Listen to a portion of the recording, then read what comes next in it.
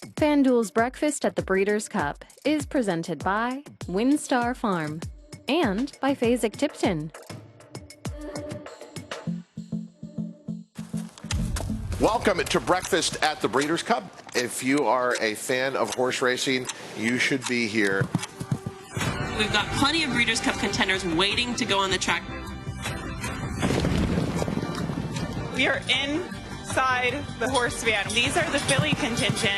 We're so fortunate to see so many of these horses in the Breeders' Cup.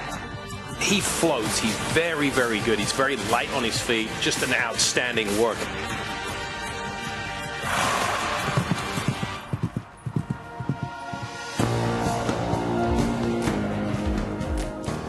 It's never all quiet on the Western Front at Santa Anita, preparing to host the Breeders' Cup World Championships for a record 11th time. Preparations continue, and a lot of focus on the horse you're looking at right there, Ushba Tesoro, one of your expected favorites for the biggest race of 2 championship days, the Longines Breeders' Cup Classic. Other horses out on the track this morning. You'll see them all here on Breakfast at the Breeders' Cup.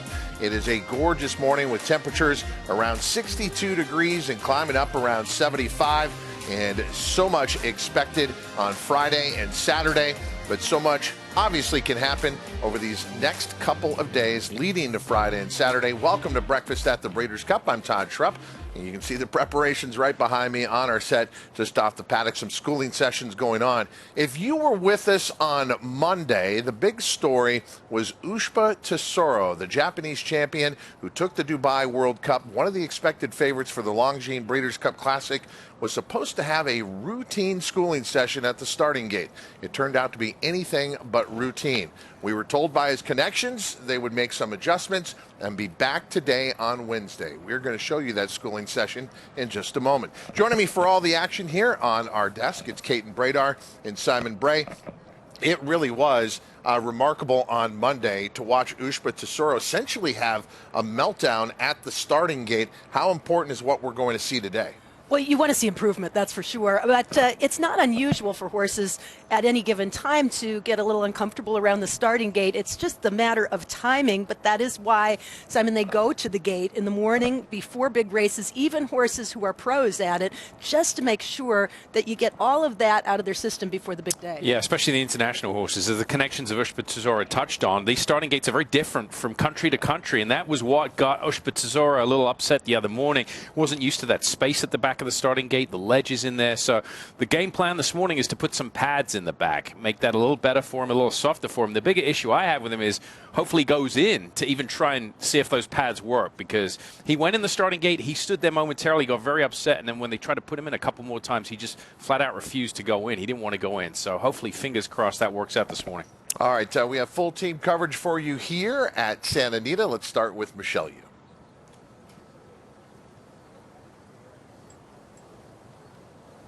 That's right, Todd. I'm down here at the starting gate where Ushba Tesoro is still circling behind here. He's actually been out here twice now. He did come and school in the gates already. We'll have some video of that coming up soon. And as soon as he starts to do his second schooling session, we'll be back here live.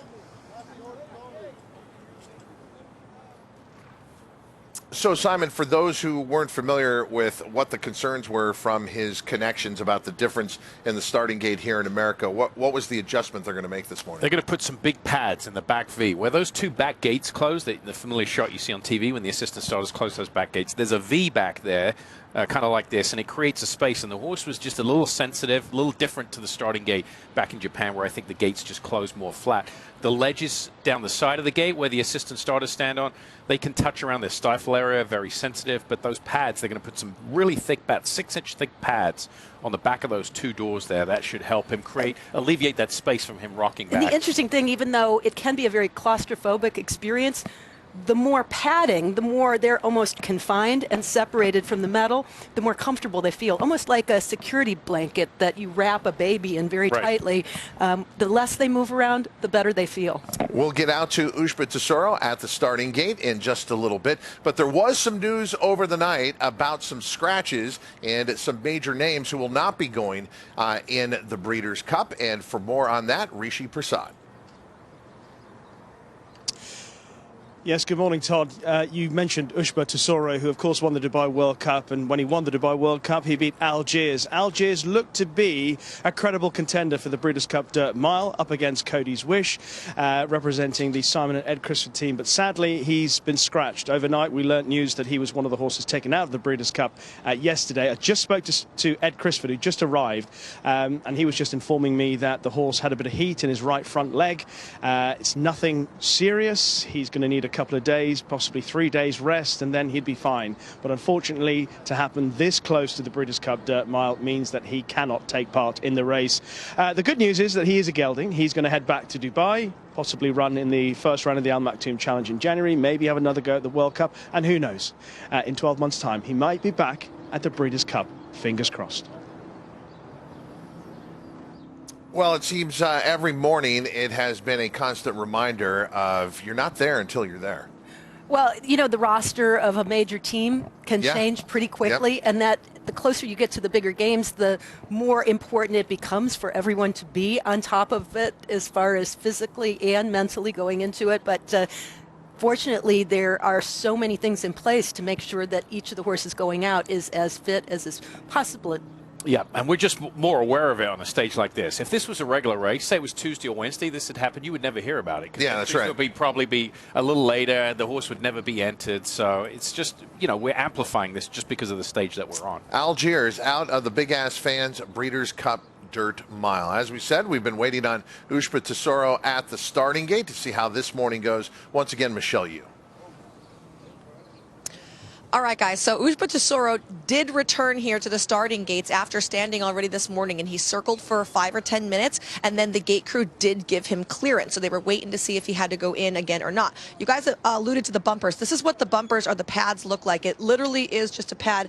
They're very soft, and the horse kind of gets squeezed from that, and a squeezing sensation makes a horse feel a little bit more comfortable and comforted, and they were concerned about the spacing behind in the V once the gates closed. Well, when Ushba Tesoro was here earlier, they put him in the gate with the pads, and he did not like it. He still went into the gate multiple times, but as soon as those pads closed in on him, he was upset in the starting gate again. So they brought him back through, and they opted to put him back into a regular starting stall, and that was what seemed to be the magic key. The doors open, and the tailgates closed, and very quietly and very gently. In fact, Ushba Tesoro multiple times backed up and waited for other Breeders' Cup horses to come in and school before they went in, because they wanted to keep everything very calm and very quiet. But he did get gate cleared, so he is good to go. Okay, that last part, you have to be clear. Explain that a little bit. Yeah, I mean, obviously, you know, if you come to the starting gate and you're from out of town and you school and you have a bad episode, the assistant starter or the starter will want you to come back and get okay. I mean, you can't, you know, have a bad episode at the gate in the morning, no matter how old you are as a horse and how many times you've raced, and then be cleared to run, because if something happens, I mean, it's just not the right protocol. So, you know, horses before they run have to get a gate card to get okayed and cleared. Most of these runners don't need to go back to the starting gate. Some of them do. The trainer's under their own will. But if you go back and you misbehave, you're going to have to come back and prove that you can do it the right way. And while every starter is different, for races like the Breeders' Cup, where you have horses coming over from all different countries with different processes, most of the time the starter asks that those horses come over. It's as much an opportunity for the crew to get acquainted with the horse as it is for the horse to get acquainted with our way of doing things. Right. Some jurisdictions, they don't have an assistant starter in the starting gate, so you can't show up race day and then some guy jump up there and hold the horse in the starting gate and the horse freak out. Okay, let's go back earlier to what Michelle was talking about. This is Ushba Tesoro, his first moment at the starting gate here. So far, looks good. And then that changes. Yeah, as soon as they close the back door on him, it's just different, right? Yeah. It's just a different feeling for him than what he's accustomed to. So, I mean, watching this, is there any chance he's going to break well on Saturday? I mean, I would be, if I was a trainer right now, I'd be very concerned. I mean, obviously, you know, he's good enough to run, but, you know, amplify it 20 times. They were trying to do it where it's quiet. You know, you've got the crowd. By the time you get over there, I mean, the one dispensation he could get is to be loaded last. Yep. Very, very, you know, put in last and very quick. Literally close the doors behind him and then instantaneously break the front. And I will say, and I'm sure you've seen it as well, horses that in the morning are very different than they are in the afternoon. When they know that the game is on, they kind of divert their attention to something else rather than worrying about the gate. So especially if he goes in last, that might turn out to be the case. Yeah. Well, he drew post position 8 for the Longines Breeders' Cup Classic, so essentially right in the middle of the field. Here's a second look a little bit later in this gate schooling session. Ushba Tesoro coming back to try and load again. And Simon, I look at all the equipment on him here, and he looks like he's ready for medieval times, the restaurant. Yeah, well, I mean, those blankets are very familiar in Europe. You never see them in the United States, Europe, Japan. I mean, where the weather gets cold, every horse in Europe has those blankets. So he's coming back for a second session. This was earlier today. Let's see how he does. This is just the bare stall, no pads. And I would think the assistant starters and the start are very happy that they brought him back. Did Michelle say the front of the gate was open at this point? I think so. Maybe not. She said when they started to lock him here. See, now the gate's locked, and he's not sitting back against it.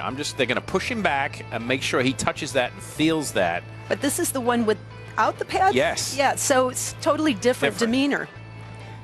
You want to put him in there, and they pushed him back to make sure he touched that. That's a lot better. And the assistant starter was patting him on the neck and kind of reassuring him, so there was a certain comfort level all the way around as opposed to each other time that he's visited the gate. If he was my horse, I would bring him back every morning up until the race. Oh, really? Still? For sure. I would. We also had a camera on the front of the gate looking back at Ushba Tesoro. So let's take a look at this angle, and there he comes through rather smoothly. Yeah, and that's the key. I mean, a lot of them, when they're you know, agitated in there, they'll crack the front of the starting gate and they bounce out of there. I've noticed the repetition. He's improved with the repetition. First day really bad. Second time with the pads, that was something new. Now without. I mean, if he was mine, I'd bring him back. I mean, it's up to the trainer, but I would bring him back tomorrow and probably the next day. Michelle, you have to admit, it is a marked improvement from what we saw on Monday, right? It was definitely an improvement because he actually went into the starting gate on multiple occasions, but I am concerned that from what I saw, they didn't close the gate. So at one point, either the back or the front was always open. The only time they got him in the gate and closed both is when he had that little freak out when the bumpers were on. So like Simon said, if it was me, I would bring him back. And they did bring him back here waiting to hear if they had gotten the approval. But once they got the approval, they opted not to school again. But we have seen them kind of handle him very delicately as far as not wanting to make him too upset. So maybe we'll have another schooling session on tap tomorrow. We'll make sure to catch up with Kate Hunter and find out. Other Breeders' Cup horses to school over here this morning, guys, did include Buttercream Babe. Clariere came and stood in the gate, and a pair of Euros from Adrian Murray, Cuban Force and Valiant Force and Cuban Thunder came in, and they actually both broke out of the gate. So they came in and they stood beautifully and patiently. They actually stood alongside Clariere, and then after she backed out, they went ahead and broke from the gate. Both very sharp works. I like to see when horses come out and just bump out of the gate here, especially the Euros, because we've tended to see them lag a few times in the past, but they were both very snappy out of here. So we'll have more from the gate as the morning progresses, but Ushba Tesoro, a big story leading to the Longines Breeders' Cup Classic, and it really does just lend to what we thought, is that it appears to be a wide open edition this year. Hoosier Filly is back, and she was expected to be one of the big 3-year-old fillies this year. Based on her 2-year-old form, it didn't work out that way. But Tom Amoss, whom you had a chance to talk to, Caton, at Churchill Downs, basically saying, look, he thinks the Longines Breeders' Cup distaff is wide open. He still has every confidence in her. Why not take a shot? You know, it was interesting. When she breezed the last time, she was equipped with blinkers. And at the time, Tom told me, I'm not sure that we're going to run with blinkers, but we're definitely going to put blinkers on to try to get some more speed into her. It worked. It was the best of the morning workout, half a mile in 47 and a fifth. Tom has said that they had originally kind of worked on trying to get her to settle in her races, but they really feel that maybe that's not the way to go, that she is most effective when she's on the engine, when she's full steam right off the bat.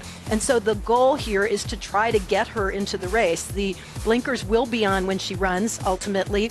And right now they're just trying to harness her energy and get her to kind of a point at which she is ready to pop out of there and go right to the front. The question is whether all of that will produce that element, because you try to do in your training what you're hoping to produce in the afternoon. It doesn't always work that way.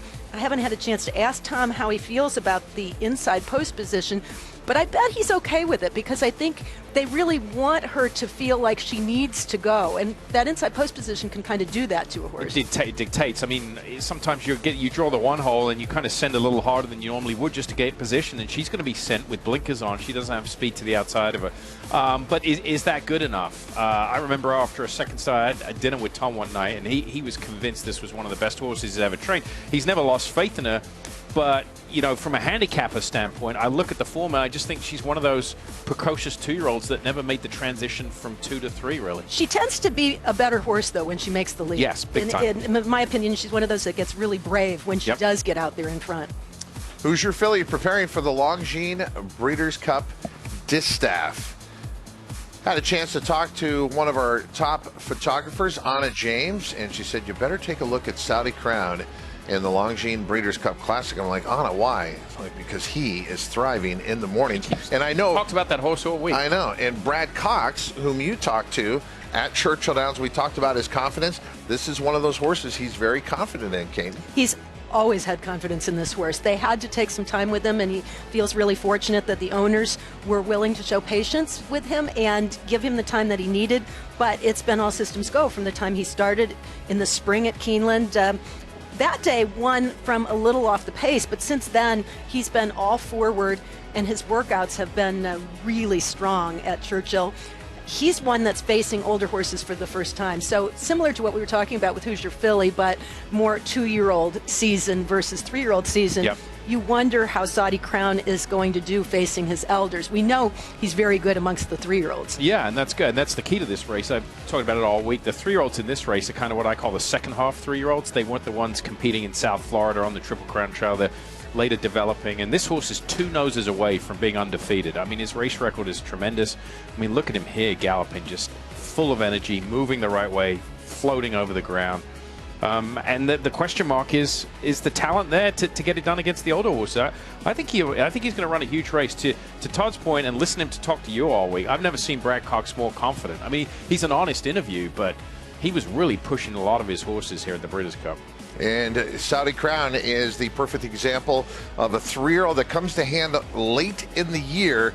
Didn't get a chance on the Triple Crown Trail, but has certainly made the most of the second half of the year, winning the Grade 1 Pennsylvania Derby last time out, and now getting a big shot in the Longines Breeders' Cup Classic. And with Arcangelo not going in the Breeders' Cup Classic, clearly Arcangelo is going to be one of your finalists in the Eclipse Awards for the 3-year-old division.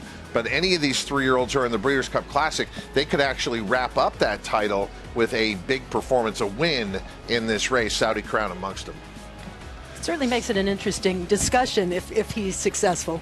Songline, there's no doubt about her ability. She won the Premier Mile in Japan, the Yasuda Kenin, and now she's going to take on the boys in the FanDuel Breeders' Cup Mile presented by the Permanently Disabled Jockeys Fund. We've seen her a lot every morning, and she continues to impress. This is a live look at Songline right now. She's got good form. We know her form, you know, courtesy of Casa Creed, has faced her a couple of times. You know, he finished a neck behind her in the Saudi Turf Sprint last year, and in this year, Casa Creed finished second, and Songline was way behind. That was, you know, her worst performance in quite some time. Since then, she's rattled off some decent efforts.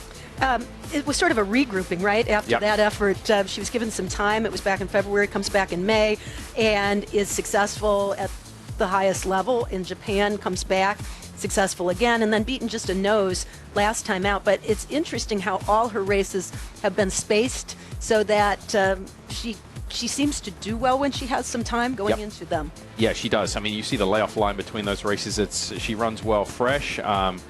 She last raced at the beginning of October, so she's had a month with the travel. She looks tremendous there. And yeah, she's knocked off the best mile race for fillies, the Victoria Mile, and then she beat the boys in the premier mile race on the grass in Japan, the Yasuda Kenin. I mean, she's been first or second in 10 of 16 starts lifetime, and almost all of those have been in stakes company. Yep. And this is something that you'll see with all the Japanese horses. We saw Ushba Tesoro walking behind the gate. These horses, on average, spend over an hour and a half out of their stall in Japan. I've been to the training center, seen it in person. They do a lot of walking pre and post exercise.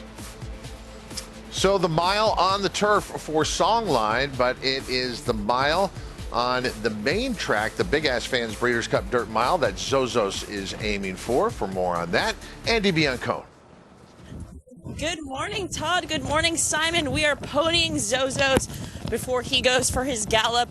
We just jogged one lap, so he's jogging one, galloping one today. We're going to pull up at the 16th pole, turn him around, and get him a nice, easy gallop today. Kelvin, his exercise rider, says of all the horses the Brad Cox string has, Zozos is the one who makes him work the hardest. He's very tough. He has to just take one hold, don't move his hands, sit and suffer. But Zozo's being excellent. Obviously, we saw him win a one-turn mile in the Grade 3 ACAC at Churchill Downs. The biggest question is him taking to this two-turn dirt mile that he'll have to run at Santa Anita. But thankfully, Santa Anita is a pretty speed-favoring track, so he seems to be well-adjusted. We're going to turn around right now, stand a second, and he's going to go straight off, gallop past the wire, and I'll collect him afterwards, Todd. Truly taking in the action here, Andy Biancone with one of her side jobs. Of course, she works for us full-time on FanDuel TV. You've seen her work here on Breakfast at the Breeders' Cup. But before she does all of that in the afternoon with us on FanDuel TV, she is out in the morning with her pony horse employed, and we're getting to watch her put together this other job. And Zozos, how do you feel this horse has looked leading up to the Big Ass Fans Breeders' Cup Dirt Mile? He's looked amazing. I mean, and in Kentucky, you could see him flourishing. So I was curious to see how he would arrive and look on a different racetrack. He looks just as good. He's a horse who has, to me, gradually improved over the course of his entire campaign, which started back in January of 2022. And he was very flashy early on, but then kind of tailed off, I think, because of the rigors of the Triple Crown Trail. But now is just starting to come back to, I think, absolute peak form. He looks tremendous to me. I think the huge edge he has here for a dirt mile race, there doesn't seem to be a ton of speed in this race. And, I mean, it looks like he could just send hard and go and try and lead him around there as far as he can. I don't see a horse that's looking through the past performances. Now we have the post positions. I don't see a horse that's as fast as him in the early stages. I mean, he's going to get the lead, and you know what you're going to get with Zozos. Just try and go gate to wire. I definitely think that'll be the game plan, and it'll be interesting to see as a 4-year-old if he's able to carry his speed more effectively against top company than he did as a 3-year-old. I thought once he reached the one-turn mile, those extended sprint distances, he was sort of in his element, but I don't know if he loses something with the two turns. Two turns, yeah. A live look at Zozos out on the main track here at Santa Anita. Let's check in with Rishi Prasad.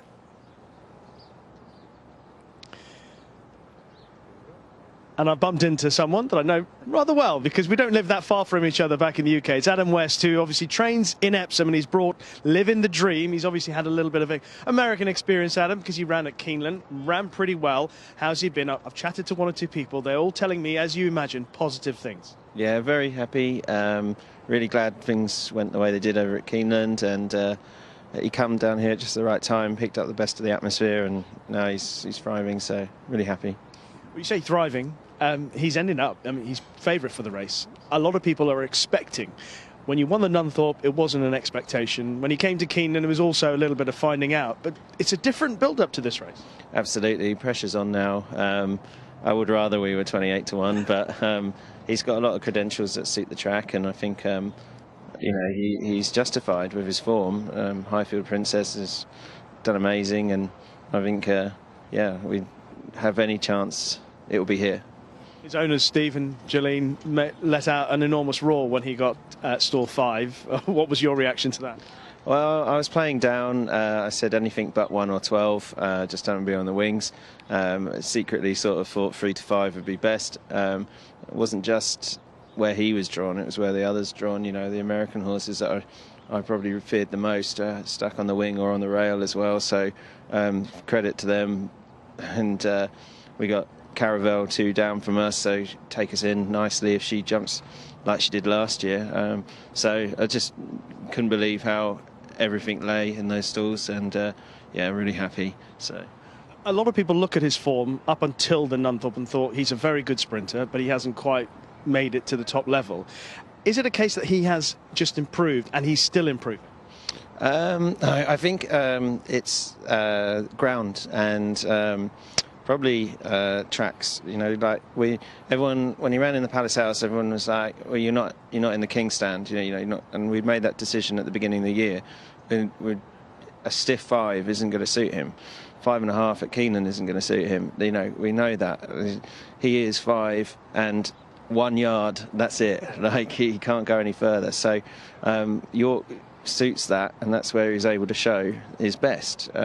But even at Newmarket, we had to use the hill down to try and steal a little bit more. But it's still a stiff track in a way, and that's the Group 1s in England are all based on those kind of tracks. So we've got to come here, and I think he'll suit here. I mean, I say it over and over again, I think, but we're going around the track and things, so far he's really taken to it. So. Yeah. And obviously, I mentioned Epsom at the start of this interview. You know as well as I do, there aren't that many top-class horses that emerge from Epsom. It's been a long time since there was even a runner trained in Epsom to run at the Breeders' Cup, and that was back in 1998. What are we talking about in terms of the magnitude of this for you, for the Epsom Training Centre back in the UK? Oh, Epsom's on the way up. I think we've done our time now, and we're all focused on getting good horses back there, and the job can be done if we're given the ammunition. It's a great place with lots of history and heritage, and hopefully this horse can show, the job can be done. So. And last thing, did you go down to Hollywood Boulevard? Is that right? You checked out the old Adam West, where it's on the sidewalk? Well, Josh here running things at the Breeders' Cup, he said to me that they're putting on a good amount of effort for me. I didn't believe they got a Hollywood star already. But no, I thought I'd play up to the namesake a little bit, and I'm only one stage away from wearing the costume. Well, perhaps if he does it on Saturday, it happens. Well done, Adam. Thanks for talking to us. A lot of people rooting for you. Thank you very much, and that's it. Yeah. Could talk to him a lot longer. There's a generation who doesn't realize Adam West was the original Batman on the TV series, and he is honored down on Hollywood Boulevard, and so that is great. They got down there. This Adam West trying to train winner of the Breeders' Cup Turf Sprint. What about his point, Simon? You're from England, about Epsom and the significance of coming here to the Breeders' Cup. Yeah, it's huge. To Rishi's point, he lives close to Epsom. It's a training centre, but the major training centres are Newmarket and Lambourne. That's where the major horses gravitate to, the big trainers. If you have a good horse, you'll send them to one of those two places. Epsom is a very niche, kind of small training centre. Horses do train at their track there. It's where the Derby is held, but I mean, that would be big for the racing community there if a horse could get victory here coming out of Epsom. And Spiral has a big chance in the Breeders' Cup Filly and Mare Turf. She is out on the track with Frankie Dettori aboard. Frankie was on her yesterday as well. And he mentioned, I thought this was interesting, how well she hooked up with the pony, because that's, again, something that's unusual. You don't have lead ponies with horses overseas. So all the little details that are different here are so important to make sure that she gets to the gate in good order, that she's happy, content, but she's been moving beautifully, and I think has transitioned beautifully as well. Well, the big question mark for her, right, is the distance, the 1.25 miles. I mean, she's proven herself to be a top-class miler. I think, John Gosden, having trained here and listened to some of his interviews, I mean, the 1.25 miles here is an easy 1.25 miles because the first part of it, you're going downhill. So it's very, very comfortable for her to go, cross the dirt, hopefully, and then just have one complete circuit. So the distance is going to be a question mark for her, but I think she can handle it.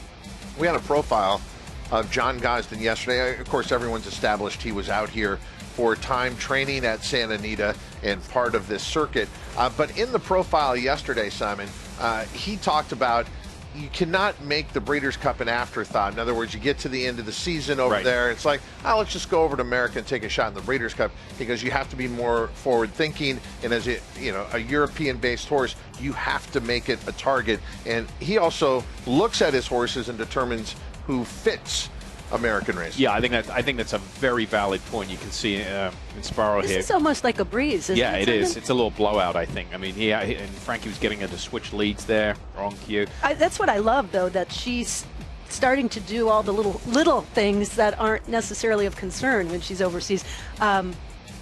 I thought that was an awfully nice move. Yeah, she looked tremendous going around there. But to your point, I think in the first year, when I was back in Europe, working as a young pupil assistant, the Breeders' Cup was an afterthought. You would run in the Arc. That's why the Arc success, the horse in the Arc didn't really have much success in the Breeders' Cup Turf, because you'd have a long campaign, you run in the Arc, then you'd fly halfway across the world when traveling wasn't as good as it is now. And it was an afterthought.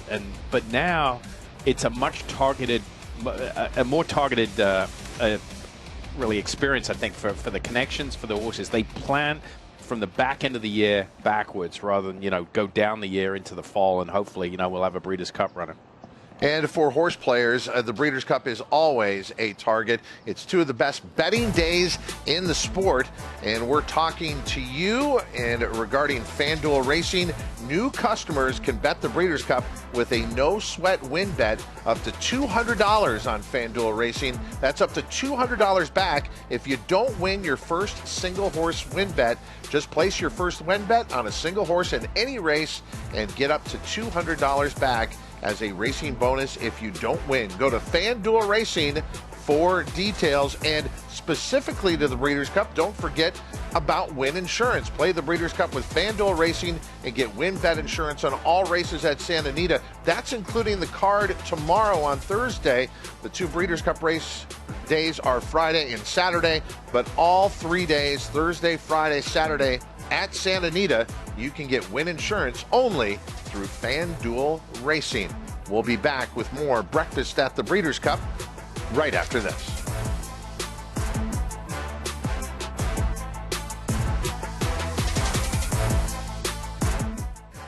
Consistently versatile, with 26 Grade 1 winners on every surface, from 6 furlongs to 1 1/4 miles, all over the world. Switzerland in the Dubai Golden Shaheen. Switzerland wins. Charles Fight on the outside, at the wire, photo for the win! And Prince of Monaco takes the lead. Prince of Monaco, too good. All purpose, all places, all power. Speightstown. Hey there, it's Craig Carden. I know I can't believe it either, but the World Series is officially here. So if you're choosing to make a wager on the series this year, please be sure to do so responsibly. Gambling should always be fun, social, and entertaining. If at any time you reach a point where it's not all three, take a break, take a breath. Go to FanDuel.com/playwell. Go there right now. Run. Go there and learn more. Hey, so I found a betting system that's really working great for me. So did I. What's yours? I set up an hour-a-week time limit on FanDuel. I can also set up wager limits, so I only bet what I can afford, and betting stays fun. Right. So what's your system? What's that? Your system. What's your system?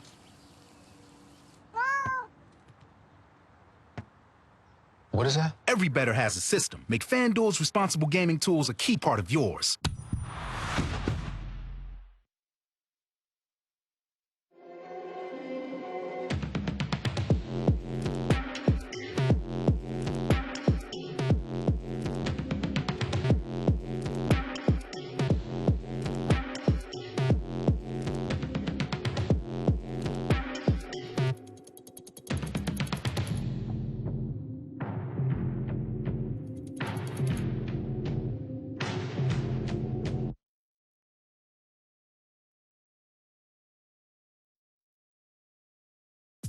FanDuel's Breakfast at the Breeders' Cup is presented by WinStar Farm and by Fasig-Tipton.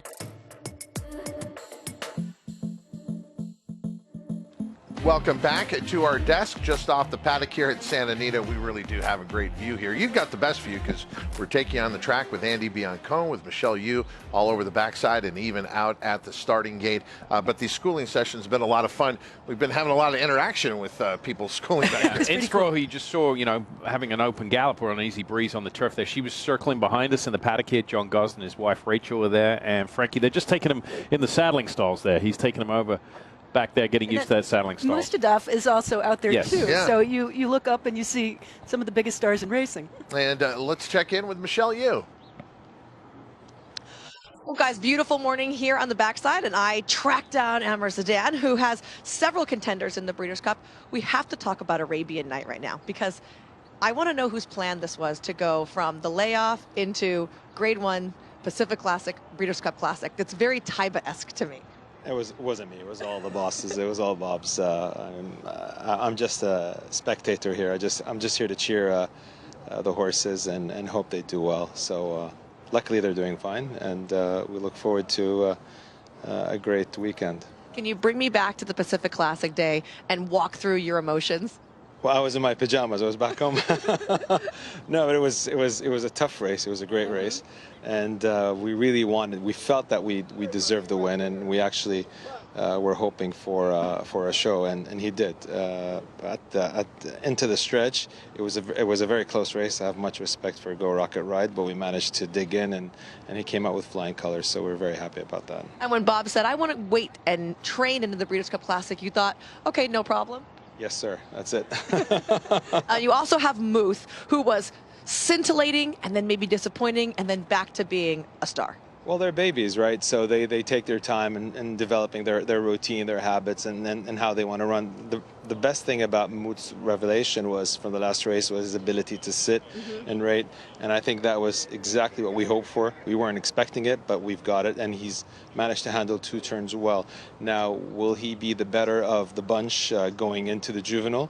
We certainly hope he would. He's up against fierce competition. We respect all the horses there. Everyone's able, and again, they're babies. They shine in unexpected times, but we're very proud of our horse, and we hope that he will make us proud in the race. Do you think it's fascinating that you watch Muth work so fast the 2-year-old races, and then the way he ran on debut, to think that all of a sudden in a short time span he can relax?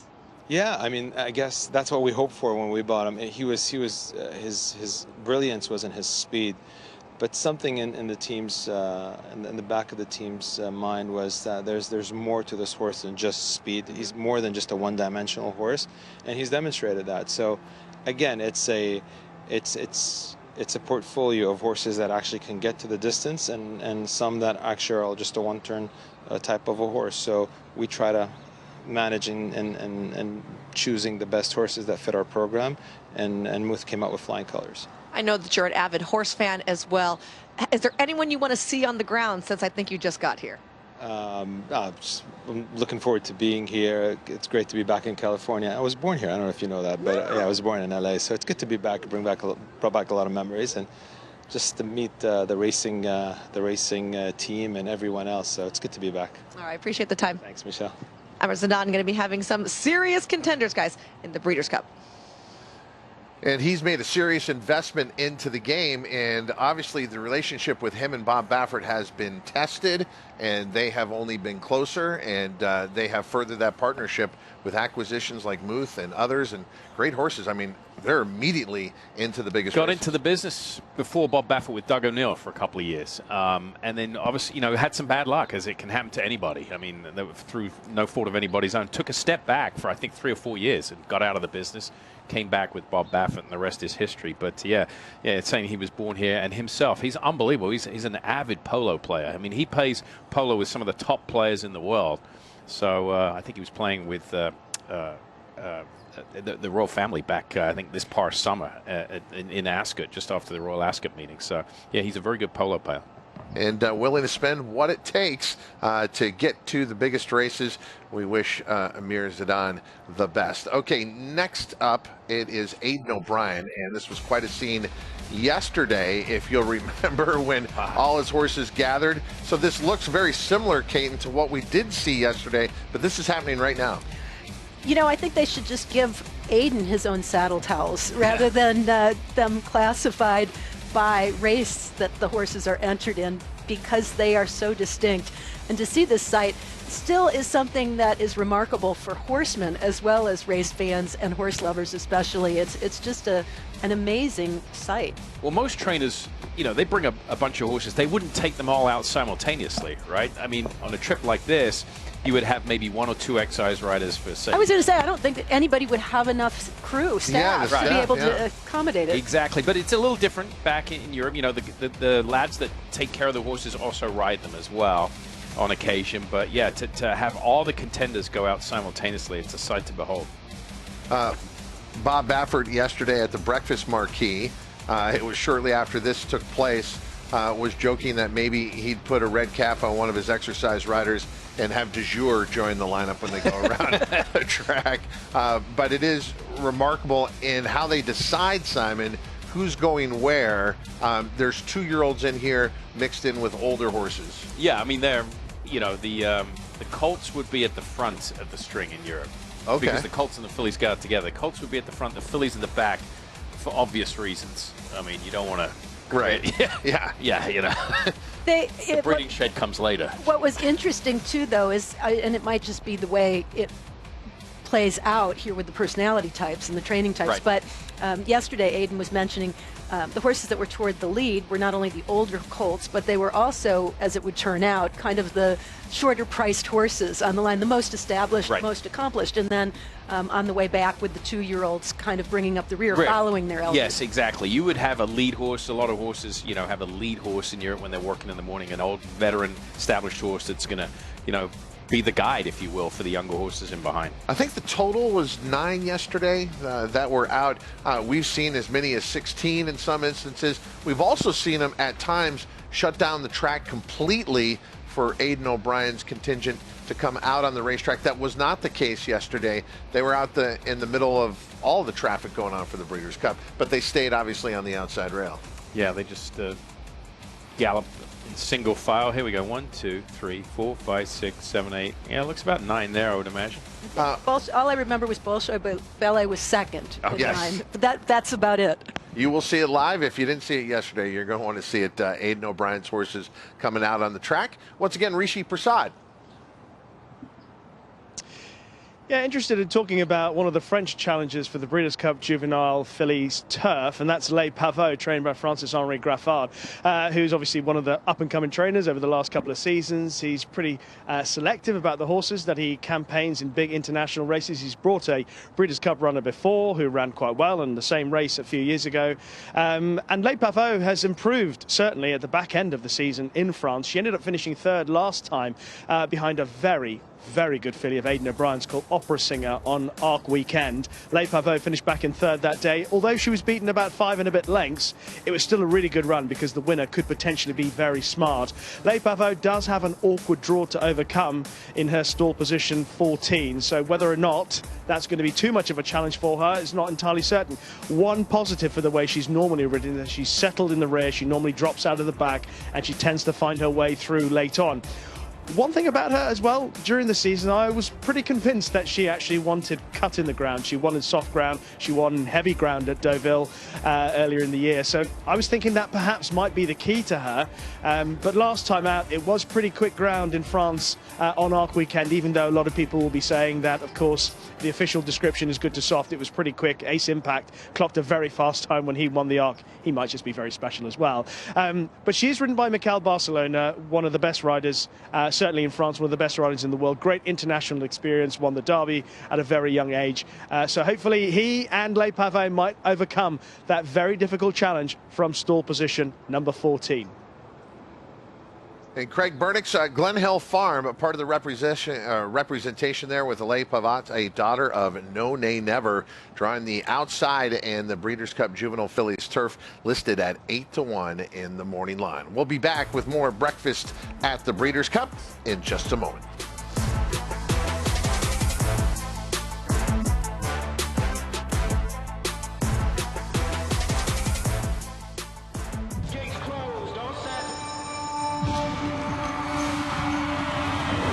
At Calumet Farm, we're proud to offer proven stallions to fit every breeder's needs. With over 72 million in progeny winnings on dirt and turf, our diverse roster is producing the champions of today and tomorrow. Calumet Farm, a legacy reborn. I'm Greg, I'm 68 years old. I do motivational speaking. In addition to the substitute teaching, I honestly feel that that's my calling, to give back to younger people. I think most adults will start realizing that they don't recall things as quickly as they used to, or they don't remember things as vividly as they once did. I've been taking Prevagen for about 3 years now. People say to me periodically, man, you got a memory like an elephant. It's really helped me tremendously. Prevagen, at stores everywhere without a prescription.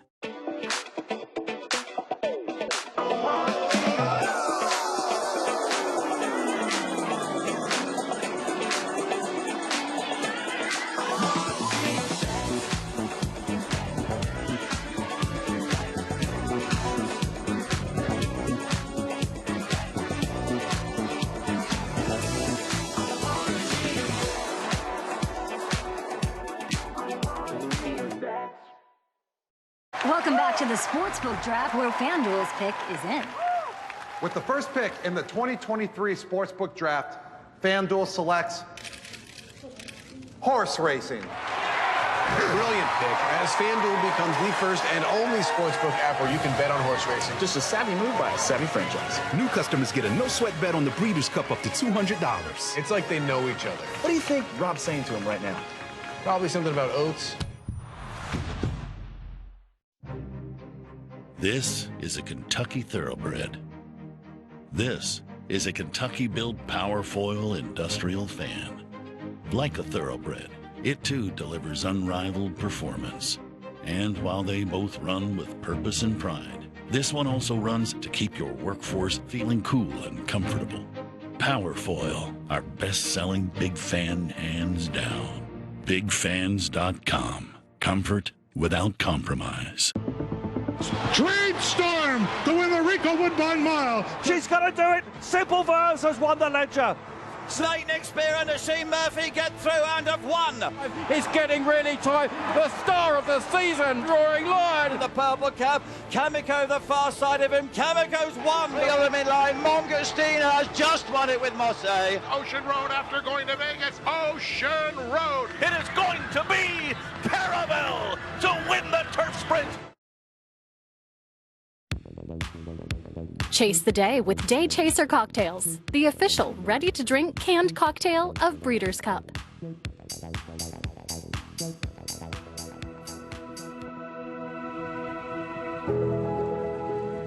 As horse racing's greatest take the stage at the Breeders' Cup, we're working to provide an ecosystem of care to keep these athletes safe. With comprehensive veterinary examinations starting weeks before entry, up until they leave the starting gate. With extensive racing, surface testing, and measurement protocols. New national uniform regulation and rigorous enforcement under the Horse Racing Integrity and Safety Authority. And with the addition of advanced technology and new diagnostic tools, we're taking great and positive strides. But we are committed to doing much more. So no matter who wears the crown, safety runs first at the Breeders' Cup. To learn more, visit breederscup.com/safety. Welcome back to Breakfast at the Breeders' Cup. I'm Todd Schrupp alongside Kate and Bradar and Simon Bray. We started our show by focusing on Ushba Tesoro at the starting gate. It should be noted he actually had a workout under the cover of darkness prior to that earlier this morning here at Santa Anita. Had a busy morning. Yeah, I was going to say. Still going on. So, look, he's been looking great all week long, physically training well. Can't see a whole lot here, and I would say watching this wouldn't be a very fast workout. Just a maintenance work. Yeah, with a 1.25 miles looming, and the fact that he had a prep race in Japan before coming here off a significant layoff, there isn't a whole lot you're going to get out of these workouts in the way of fitness. They just want to maintain. Exactly. And, just travel evenly over the track, get a chance not only to stretch his legs, but also to get a feel for what he's going to see and experience as he comes out of the turn and runs down the stretch. And he's doing it very evenly, and he's certainly on the bridle, switched his leads on cue. All those little details, I think they just fine-tuned to make sure that all the bases are covered. Yeah, take some of the edge off of him for when he went to the starting gate a little later on. So moving beautifully. I mean, absolutely firing on all cylinders. Yeah, if it weren't for the starting gate issue, it has been a perfect trip so far to Santa Anita for Ushba Tesoro, still one of the deserved favorites for the Longines Breeders' Cup Classic. Michelle? Guys, I'm back here where Aiden's army is assembling, and they're all going to come up behind me right now. And I know Simon was talking about the rider situation and just the logistics. So I caught up with Aiden and asked him, are the riders that are here the riders that ride them at home? And he said, absolutely. So every single rider is the one that accompanies the horse at home. Here's another just cool little detail about how thorough they are over at Ballydoyle. You can see each of these quarter sheets here has the horse's name on top. Underneath, they have the pedigree. So it's a abbreviation for the sire, WB, Wooten Bassett, and then it's the full name of the dam. So I thought that was just a very cool little touch. It's not a generic saddle towel that you get. It's going to exactly be the one that belongs to your horse. Just taking a look also at Mountain Bear, who we did see yesterday, who was acting a little bit on tilt, and he was extremely hot yesterday. I asked Aiden, is that just his normal MO? And he said, yes. But I have to say today, even though he is still being prancy-dancy, he is not anywhere near as inside out as he was yesterday. He's not sweaty or overly lathered. So already from yesterday to today, we see a mental change for Mountain Bear. And aside from waiting for the O'Brien horses to go out, we have other contenders that will be going out onto the racetrack. It's as big an experience for those horses here to see the line of Aiden horses and the way they prepare as it is for all of us to watch. Yeah, for Aiden's crew, though, it's like a vacation for them. Nine going out. If you've ever seen footage of Valley Doyle when they go out, it's, 50, 60 horses at a time. So, they bring like we heard from Michelle, they bring the lads with them, the guys that ride them in the morning. They don't want to change any of their routine. When we come back, Aiden O'Brien's horses out on the main track here at Santa Anita. You're watching Breakfast at the Breeders' Cup, presented by Fasig-Tipton and WinStar.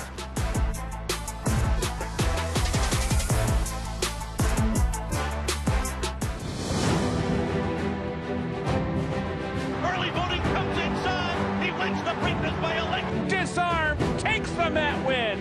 Ottawa, they win the Bet Park, Pennsylvania Derbies. Wicked Halo, who wins the Raven Run Stakes. Nobody catching Society.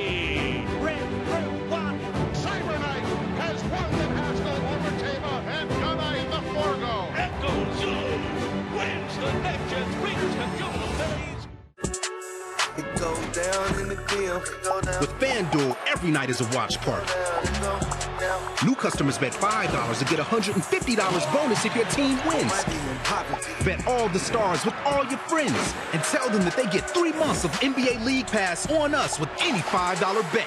Only on FanDuel. New customers bet $5, get $150 bonus if your team wins, plus NBA League Pass on us. FanDuel Casino has your chance at the #1 feeling, winning, which ranks even higher than the 18th best feeling, saving a kid from a well. 59 years later.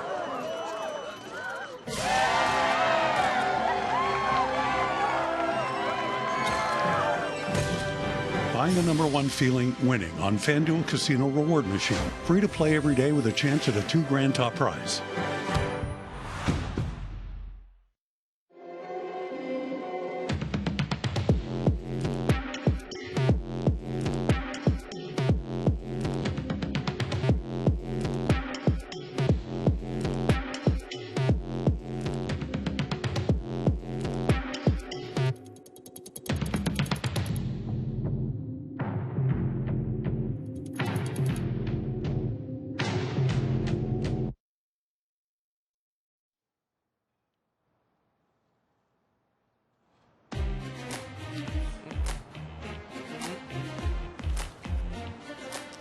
The Breeders' Cup back at Santa Anita for a record 11th time, and Friday is Future Stars Friday. As part of that card, it is the Breeders' Cup Juvenile Turf Sprint, and when you think about the evolution of racing, especially in America, the amount of money being offered for these 2-year-olds on the grass is remarkable. This race carries a purse of $1 million. Here's a look at the field and the post positions drawn for the Breeders' Cup Juvenile Turf Sprint. America's best hope right there, the 2 no-name Mets for a very famous owner, Simon Bray. Yeah, Alex Bregman, starting third baseman for the Houston Astros. Unfortunately, didn't make it to the World Series, so he gets to play here at the Breeders' Cup, our World Series, with a very, very legitimate runner here, Caton. It's won 3 out of 4 starts, 2 for 2, speed, and I think it's got a great post position here for the 5 furlong trip. You know, it's a family affair for the Bregmans, and they are pumped to be here and to have a horse like No Name Mets, but they also respect the competition, and it's pretty deep. Normally, you don't have as much proven form as I think you do in this year's edition of the Turf Sprint. And Big Avs is where it starts. Coming from overseas, Big Avs is your morning line favorite with good reason. We're looking at the Flying Childers Stakes, the most recent start, a Group 2 win by Big Avs. But incredibly, 2 starts ago, I know it's not unusual in Europe, it's unheard of here in the United States. ran in the Grade 1 Nunthorpe against older horses. Yeah, who won that race? Living the dream. Yep. Who's going to be in the Breeders' Cup Turf Sprint? I mean, that was a good effort. He's a 2-year-old. They take a shot there. They do it in the Labbe and Arc weekend. You get a massive weight break. He was carrying 115 pounds. The question I have for Big Ev's, all his races, they were good. They were at 5 furlongs, all on the straightaway. He's never been a left-hand turn. That's going to come up pretty quickly. They're going to be rolling fast, and we've seen European horses struggle with that left-hand turn at race speed. For trainer George Weaver, he has No Name Mets, whom we mentioned, but he also has Crimson Advocate, who has experience all over the world. Yeah, Crimson Advocate went to Royal Ascot in the Queen Mary Stakes with John Velasquez. She gets the inside post. She was very, very good. You know, very, very game and gutsy win here. That was a huge effort. And, you know, she I think, could be a major, major player in here. I mean, she's 4-1 on the morning line. She's drawn right next to her stablemate. I thought she was very, very good. She didn't handle the dirt at Keeneland, but since jumping on the grass, she's been very good. You know, it's certainly a 1-2 punch, but 2 horses for George Weaver who are side by side in the starting gate, coming in very differently. Crimson Advocate, as you saw off that win in the Queen Mary, and now rested since June to give her ample time to recover from the trip and be ready for today. Whereas No Name Mets made the trip across the pond, didn't really run a jump, and came back with 2 starts, 2 straight victories. So very interesting contrast in ways you can get to the Breeders' Cup. Yep. For more on some of Europe's best chances in the Breeders' Cup Juvenile Turf Sprint, Rishi Prasad. Yes, I really like the chances of Big Ev's. We've heard from some of his connections earlier on this week, and I think that, yes, there is a slight question mark about the fact, as you heard from Simon, that he hasn't been round a bend in a race so far. He has had a little bit of experience around Southwell. No, it's not the same thing as going around Santa Anita. But apart from everything else, he's got so much speed. As long as he gets away from the gates, he's very handy. He's quite a little horse. Tom Marquand just came back on him here to the quarantine barn and went back in. He's a little fella, but what he has got is plenty of speed. He gets away well from the gates, and I think all in all, I think he'll be fine. Especially he's had a little spin at Southwell back in the UK around a bend. So his form is strong. He's certainly one of the most talented 5 furlong performers as a 2-year-old back in Europe, and I think he will acquit himself very, very well come Friday. Simon, as far as the 5 furlong trip over the turf here at Santa Anita, what would be the concerns for the European horses? Like I said, it's that turn and getting good position because it comes up very quickly here. I mean, I was kind of surprised, you know, the configuration here at Santa Anita, we can run 6.5 on the flat 6. They don't want to have that dirt crossover, run 5.5. I'm kind of surprised the Breeders' Cup elected to go with the 5 furlong distance here. Cavalry charge into the first turn. Because it's 5 furlongs too, the gate becomes that much more important and can be an issue for the Europeans because it's a little bit different configuration of gate, and also the bell, just the entire process of breaking out of the gate. You have to get out of there quick. You have to get out extremely quick, Todd. You break, you miss the step, the turn's going to be right on top of you. One of many highlights to Future Stars Friday, it's the Breeders' Cup Juvenile Turf Sprint.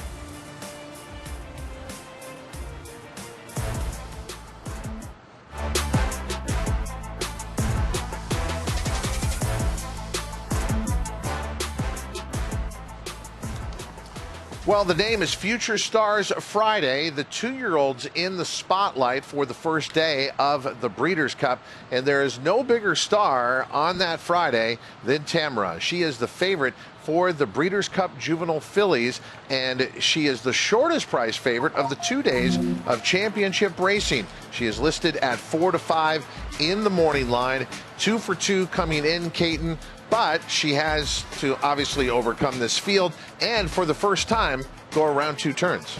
Oh, there's still a lot of question marks. There are for every 2-year-old who comes into a task like this, but there's no question about her credentials, her pedigree, and the way she's 1 or 2 starts has been really remarkable. Going from 6.5 furlongs to 7 furlongs was absolutely no problem. From maidens to Grade 1 competition.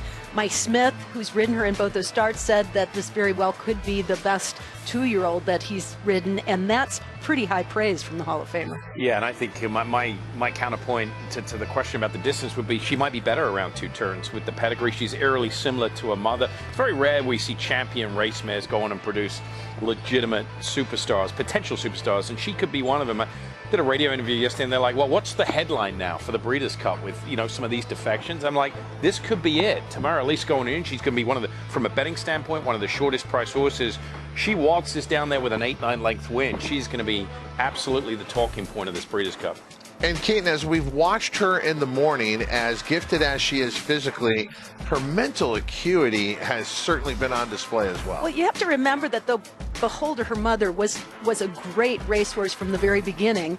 Mentally, she took some time to put it all together. She had like some little quirks along the way. In fact, I remember Dick Mandela working with her when she was almost sitting down in the starting gate before some of her earlier races. That hasn't been the case with Tamara. She has been spot on. She goes out there like an older horse and kind of obeys the cues of her rider, whether it's in the morning or whether it's in the afternoon.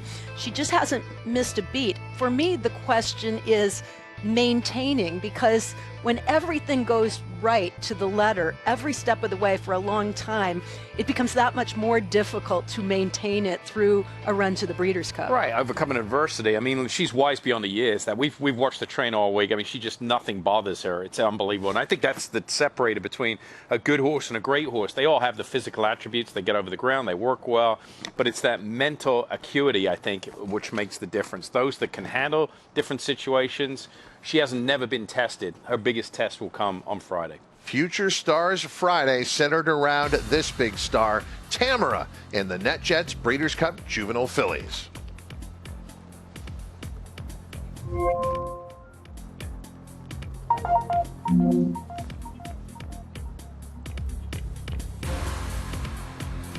Future Stars Friday at the Breeders' Cup is designed to showcase the 2-year-olds who we'll be looking at in the future next year and beyond. And the Breeders' Cup Juvenile Fillies Turf brings together a full field here to go a mile on the turf here at Santa Anita. And as you look through the field, there's a lot of directions to go in this field. It does look to be a very wide open edition, but we've kind of become used to that. We start with She Feels Pretty, who won the Natalma up at Woodbine in Canada. That was the first Group 1 or Grade 1 race for Cherie DeVoe, who has had a breakthrough year. This daughter of Kirakanti kind of showed a new life, Simon. She had won her maiden race, her career debut at Ellis Park, and she did it in workmanlike fashion from off the pace. But this was a much better field of horses and a bigger task at hand, and she did it even more easily. All horses improve from start 1 to 2, but there are certain trainers, no matter where you are in the world, that I think horses take an exponential jump, and Cherie DeVoe is one of those. Horses improve dramatically from start 1 to 2. They improve with racing, and that's exactly what happened here. Visually, this was a very, very impressive performance. There's more improvement in her. There's going to have to be, and again, that was a 1-turn mile. The 2 turns not going to be an issue for her with her pedigree. She's a daughter of Kirakanti, who did take the Breeders' Cup Mile.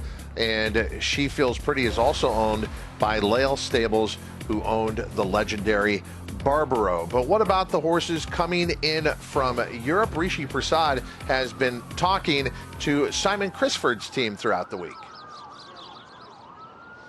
Yeah. And they are full of confidence about Carla's Way. She's a horse who's always been well thought of. She won first time up at Doncaster. She's always been really talented. She disappointed at Ascot at the Royal Meeting earlier in the year, but we spoke to Les Reynolds earlier in the week, and he said that the problem with her, she likes to get in behind horses, likes to have something to aim at, but although she was drafting in behind horses on that occasion, she just never really locked on to anything. But she put that run behind her. She's come back really well. And last time in the Rockfell Stakes at Newmarket, she put up a really tremendous performance in a race that I think has very strong form. You look at the horse who finished third on that occasion, a horse called Ylang Ylang, who's trained by Aidan O'Brien. She came out after that race and won a Group 1. And Carla's Way tracked what was a very fast pace set that day, and she sat in behind, and then when she was asked by James Dorr to go and win the race, she did it in really taking fashion. She's very talented, always has been, but it's possible she's improving at this time of the season, which is great to see. The other thing I think will really suit her is the quick ground here at Santa Anita. That seems vital to her showing her absolute best. She's run well with cutting the ground. Clearly she's versatile, but I think she excels on quick ground. And I think even though she's got a furlong extra to go, I think that's right up her street. She travels really strongly in her races, and she's got a turn of foot. There's a lot about her that you can be positive about. Carla's Way, I think she'll take all the beating in that race.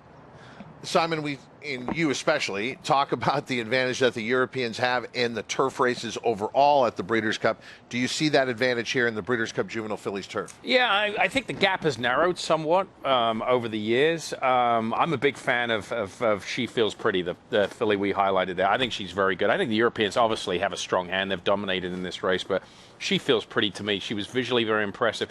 That race that she won, the Natama, has produced, ready for this, 5 next out winners. And I'm not talking about maiden winners. I'm talking about horses that come back and won stakes and won allowance races. Her maiden race has produced 3 next out winners. She is exiting 2 very, very live heats. Not to be missed, the Breeders' Cup Juvenile Fillies Turf, part of Future Stars Friday at the Breeders' Cup.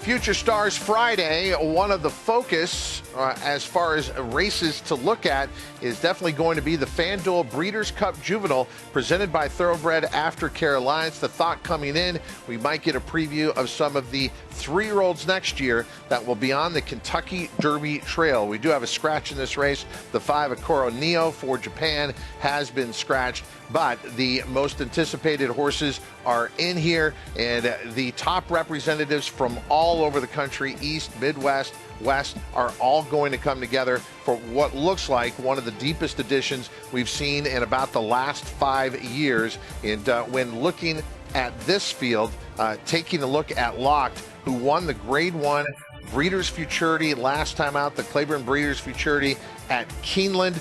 It was this horse's first time around 2 turns, and the son of Gunrunner. He was in a fight to get the win, but he'll benefit from that. He will indeed. He is having to meet the same horse that he had to tussle with last time around in the Wine Steward, plus quite a few others. But what Locked has that some of the others don't is a proven race at 1 1/16 distance, and he had to fight from the very beginning just to get position, was coming on running late, and seems to be improving with each of his starts from a mental standpoint. This is a young developing horse who still raced greenly, and I actually think that's an asset. When you're able to win, when you're not doing everything absolutely to perfection, it means that if you take another step forward in the learning curve, you're going to be even tougher. I would agree wholeheartedly with that. He's got, a decent running style. He won't get chewed up on the front end, and when the pace could be fairly quick in here.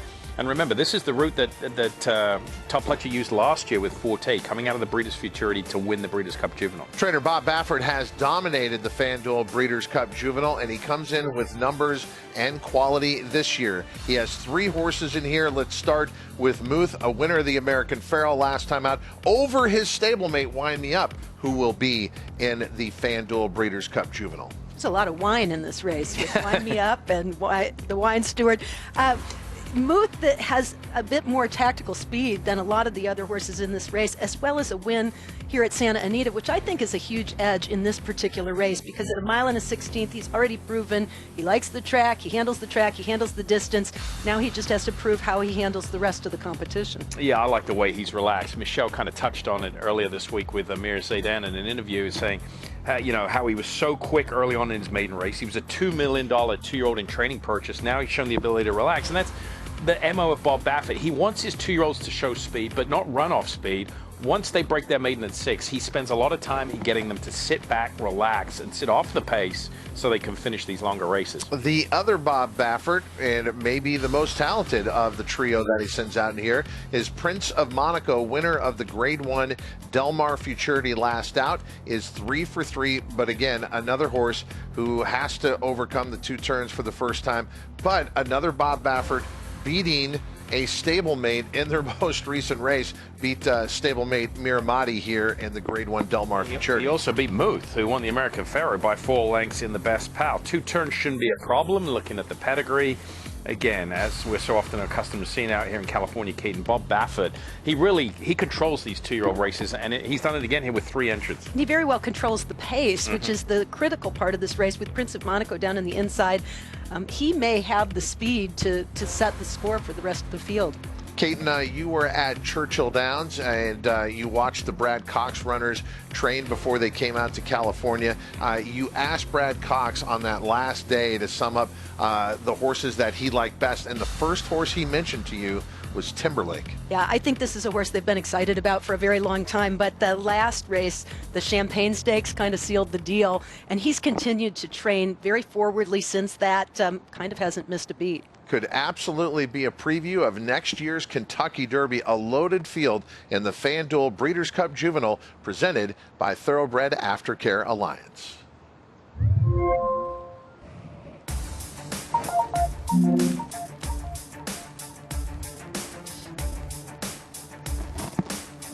Future Stars Friday features the Prevagen Breeders' Cup Juvenile Turf. This will be a mile for 2-year-old colts and geldings over the turf here at Santa Anita.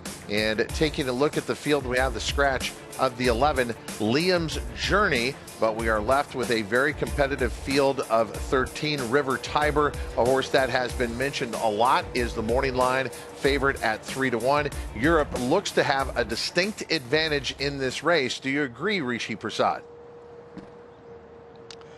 I do agree, Todd, that Europe have the advantage here. Aidan O'Brien in particular has the advantage with River Tiber, unquestionable. Mountain Bear would be the least fancied of those 3 runners. But I'm not entirely certain that Ryan Moore is on the right horse. He'll obviously tell me differently. But Ryan Moore seemingly has chosen to ride River Tiber. Frankie Dettori is an unquestionable. River Tiber, I can understand why he's riding this horse. He won his first 3 races, one at Royal Ascot, and then he ran behind Van Dijk in the morning and then in the Middle Park Stakes. Now, when he was behind him in the morning, it's fair to say that before the race, Aidan O'Brien did point out that the horse would probably not be quite right, but he still ran well. And then in the Middle Park, he stayed on quite nicely to suggest that a step up in distance will really suit him. It is possible that he could find even more improvement for stepping up in trip. That's without question. And you know the fact that he's gone for this race instead of anything else suggests that that's what they believe. But Unquestionable, I think, has better form because Unquestionable was second to a horse called Rosalian in the Group 1 at Longchamp on off weekend. Rosalian, up until he ran in that race, he had disappointed on one of his starts at Doncaster, but his first and his second win in particular, where he won at Ascot, is some of the strongest 2-year-old form in Europe. And he was at his absolute best, I think, when he won that Group 1 in France. And Unquestionable was the horse who was only a length behind him. Unquestionable had a little bit of a blip mid-season when he was 4th, when he was very well fancied for a good race. And he stepped up to 7 furlongs for the first time when he was behind Rosalian in France. And I thought that was a really good effort. He beat what I think were some good horses in behind. There was a horse called Henry Adams from the Aidan O'Brien team, who at that point was unbeaten, and he was behind Unquestionable on that occasion. So I thought that might be the one for Ryan Moore, but Ryan's gone for River Tiber. What do I know? We have got Frankie Dettori on board if you do like Unquestionable, and of the 2 horses, he's my preference for the race, and I think he'll be taking my cash come the day. And what Bob Baffert is to the dirt, the Breeders' Cup Juvenile on Future Stars Friday, Aidan O'Brien is to the Breeders' Cup Juvenile Turf. He really holds the best horse. Yeah, I mean, he dominates. Baffert in the Juvenile, he's won, Baffert out here, the Grade 1s, he's won 10, I think, each 2-year-old Grade 1 race at least 10 times. Aidan O'Brien, the Phoenix, a Grade 1 race for 2-year-olds out there, I think he's won 12, 13 times. They just dominate their respective divisions. Endlessly has dominated the division in California when it comes to juvenile horses on the grass, but the 3-for-3 record, does it stack up with anything and the horses that Aidan O'Brien's bringing to this race? I think it's a big step up for Endlessly. I think the Americans are up against the wall here, and they might run well, but I'm with Rishi wholeheartedly. I like Unquestionable. I mean, you could see a situation where Aidan runs 1-2 here, so I think the Americans, the domestically based horses, are up against it. Isn't it a matter of the domestic horses dominate in their own regions. Yep. But the European horses, Aiden's horses in particular, are dominating internationally. They're facing the very best from everywhere. Yeah, that's exactly right. Endlessly is the star of Santa Anita, you know, unquestionable, and Aiden's horses, you know, they beat horses in a continent, not in a town. Don't forget the Prevagen Breeders' Cup Juvenile Turf, part of Future Stars Friday. Glad you reminded me. At Santa Anita.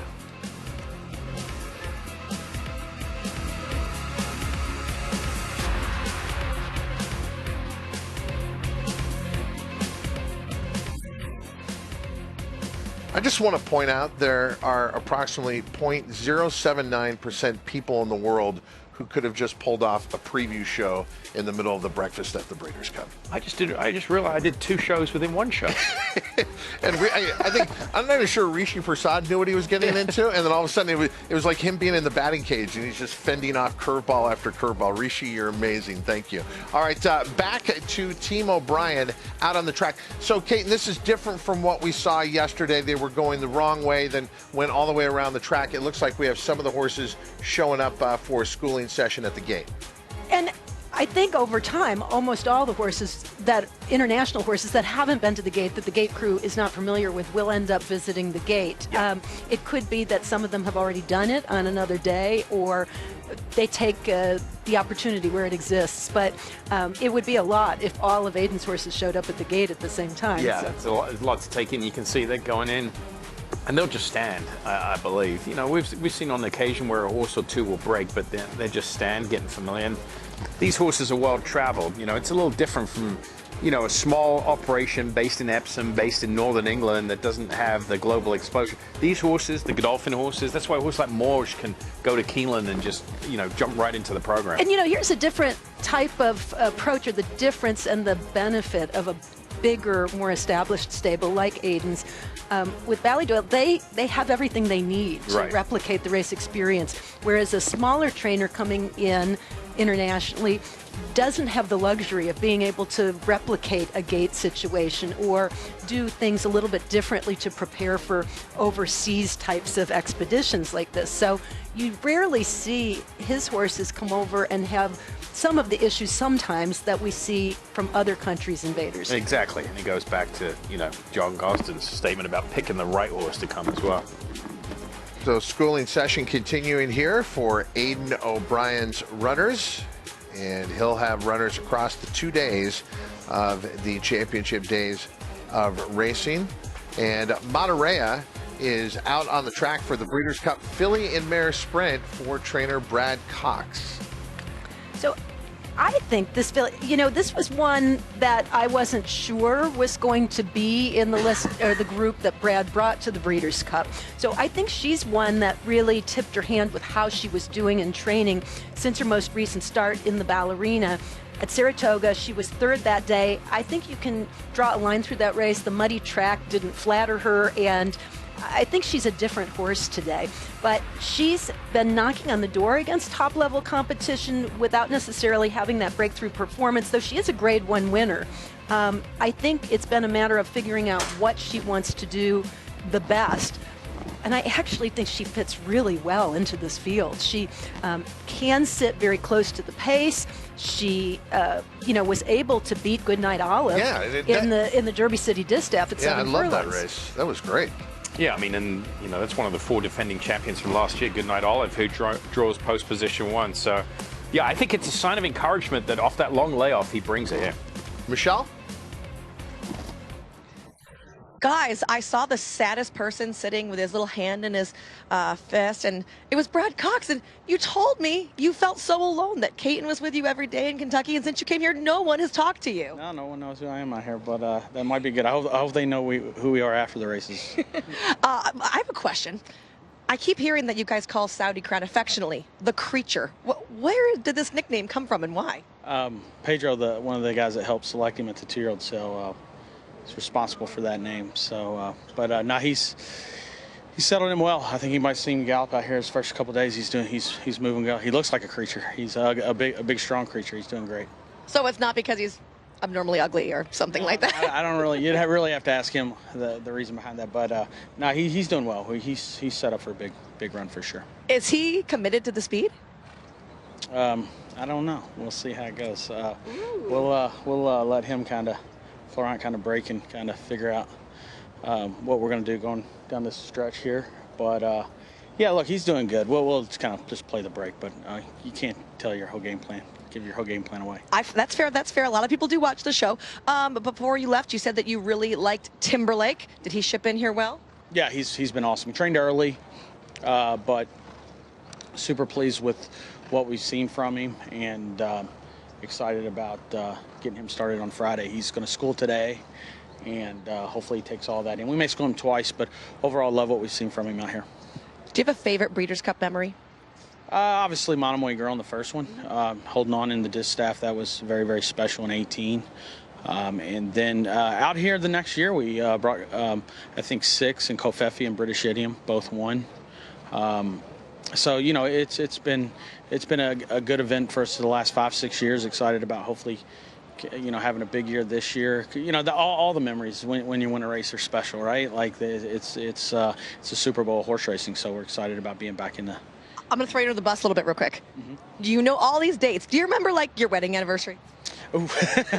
Yeah, no, September 29th. Oh, we got saved right there. Look at Brad Cox, full of all the answers, but not all the tactics. Talk about wicked curveballs, Wow. Michelle. You could have been in big trouble, too. We talk about trainers coming from the Eastern time zone and being able to win in California. Brad Cox does it outside of the Breeders' Cup. He comes out here to Del Mar. He comes out to Santa Anita. This is comfortable for him. I would say since Monomoy Girl, really, they've been building to having that type of operation that can go anywhere on the biggest stage and be ready to go. Andy Biancone loves the biggest stage, and she's out on it right now on the main track here at Santa Anita.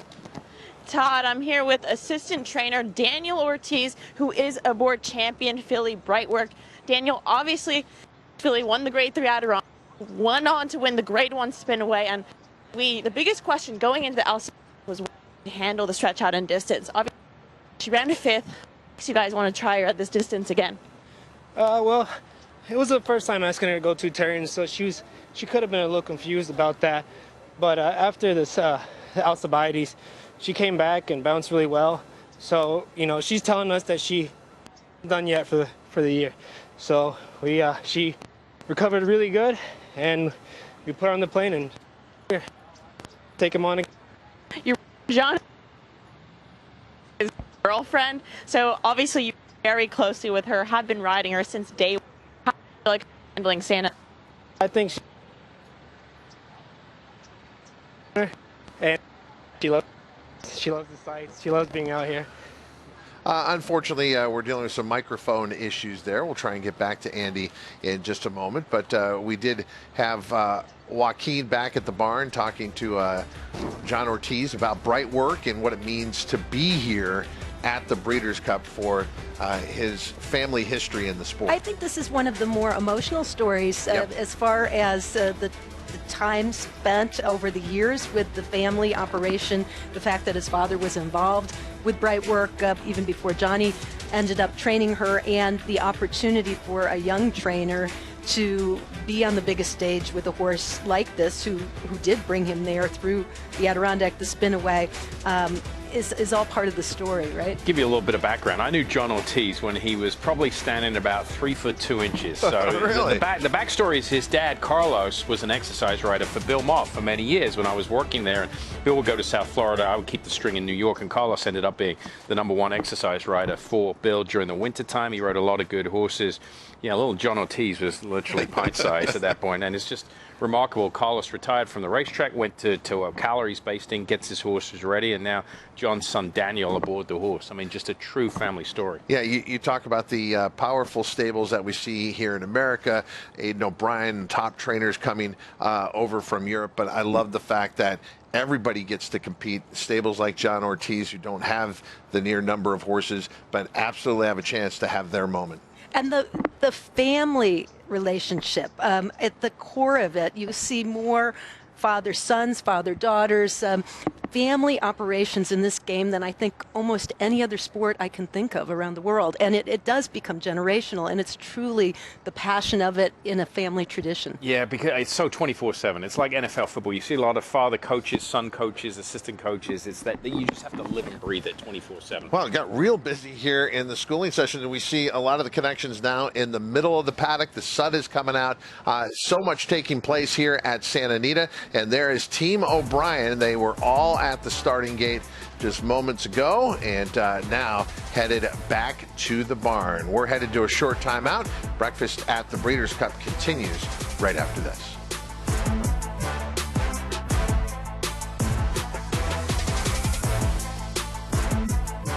Tonalist, a 4-time Grade 1 winner with 11 triple-digit buyers, including the Belmont Stakes and the Cigar Mile. He's already living up to his potential as a sire, with multiple graded stakes winners, including Grade 1 winner Country Grammar and Grade 2 winner Tonalist Shape, plus multiple 6-figure yearling and 2-year-old sales. Proven on the track, proven in the sales ring. Tonalist, standing at Lane's End. Maximum Security proves he's the real deal with a gate-to-wire win in the Florida Derby. Champion 3-year-old. Maximum Security has won the TVG.com Haskell Invitational. 11 triple-digit buyers. Maximum Security, he smoked them in the Cigar Mile. Grade 1 winning 4-year-old. Maximum Security takes them all the way in the TVG Pacific Classic. Maximum Security. Hey there, it's Craig Carden. I know I can't believe it either, but the World Series is officially here. So if you're choosing to make a wager on the series this year, please be sure to do so responsibly. Gambling should always be fun, social, and entertaining. If at any time you reach a point where it's not all three, take a break, take a breath. Go to FanDuel.com/playwell. Go there right now. Run. Go there and learn more. I'm Mark, and I live in Vero Beach, Florida. My wife and I have 3 children. Ruth Ann and I like to hike. We eat healthy, we exercise. I noticed I wasn't as sharp as I used to be. My wife introduced me to Prevagen. So I said, yeah, I'll try it out. I noticed that I felt sharper. I felt like I was able to respond to things quicker. And I thought, yeah, it works for me. Prevagen, at stores everywhere without a prescription. FanDuel's Breakfast at the Breeders' Cup is presented by WinStar Farm and by Fasig-Tipton. Guys, I'm walking right now by Tamara, who is the pro temp favorite for the Breeders' Cup Juvenile Fillies. What are you guys going to do today? For a nice little gallop. A nice little gallop, in case you couldn't hear from far away. So they usually go on the back gap right there. We'll have to pass her off to Andy because we can't walk in that direction. But there is Tamara heading out for her bit of training. And Dill Pickle is going to be right there with Andy Biancone. We're going to take you up close and personal with Tamara out on the racetrack. What are you trying to accomplish? You know, we talk a lot about on this show about gait schooling and workouts, but what are you trying to do in a gallop? All you're trying to do is take some of the energy level down for back of the barn. So like I've said before, a trainer's job is keeping a horse sound. It's alleviating any problems. You know, once you've got the horse in a good shape going towards the race, you just don't want anything to go wrong. So you need them to exercise. I mean, these horses are built to run. They're built to race. So they need to get out, take some of that steam off, and then that alleviates any of the other issues that, you know, so follow. And Tamara coming out for that gallop in just a little bit. You'll see that here on Breakfast at the Breeders' Cup. As far as this paddock, we've seen a lot of schooling going on, Caton. Don't you think, as far as accommodating horses who may have not been here before, there's nothing to get too worried about? You know, we talk about the Derby and how the crowd can press in, and I know they're obviously doing construction there, and that's going to change. But what about this paddock at Santa Anita? Does it offer any obstacles? No, it's pretty spacious, and it also offers options, right? Because you have the saddling barn, but you also have a good enough area of the walking ring that horses who might get a little antsy or claustrophobic can get out into the walking ring. I'd say that the biggest obstacle is just the nervous energy that happens surrounding the race when horses come over, and all of those horses surrounded by people who are exhibiting that kind of nervous energy can sometimes set a horse off a little bit, but these horses are pros. That's why they're here, they're class. So you don't usually see too many incidents, especially here. I can't recall too much ever happening or any races being lost in the paddock. The key to this paddock is the saddling area. It's enclosed, it's very contained, low ceiling, horses, you know, there's not space for them to react. There's a closed saddling stall in there too. I think the hardest part for some of these horses that have never been is the walk from the receiving barn over to the paddock. They come through, what's it called, Monument Garden here? Oh, yeah, that's right. They come through this area, and there's going to be a lot of people here. And there's a lot of people surrounding the paddock, but there's no amphitheater effect. It's not like the people are tiered upwards, like they will be at Churchill Downs looking down.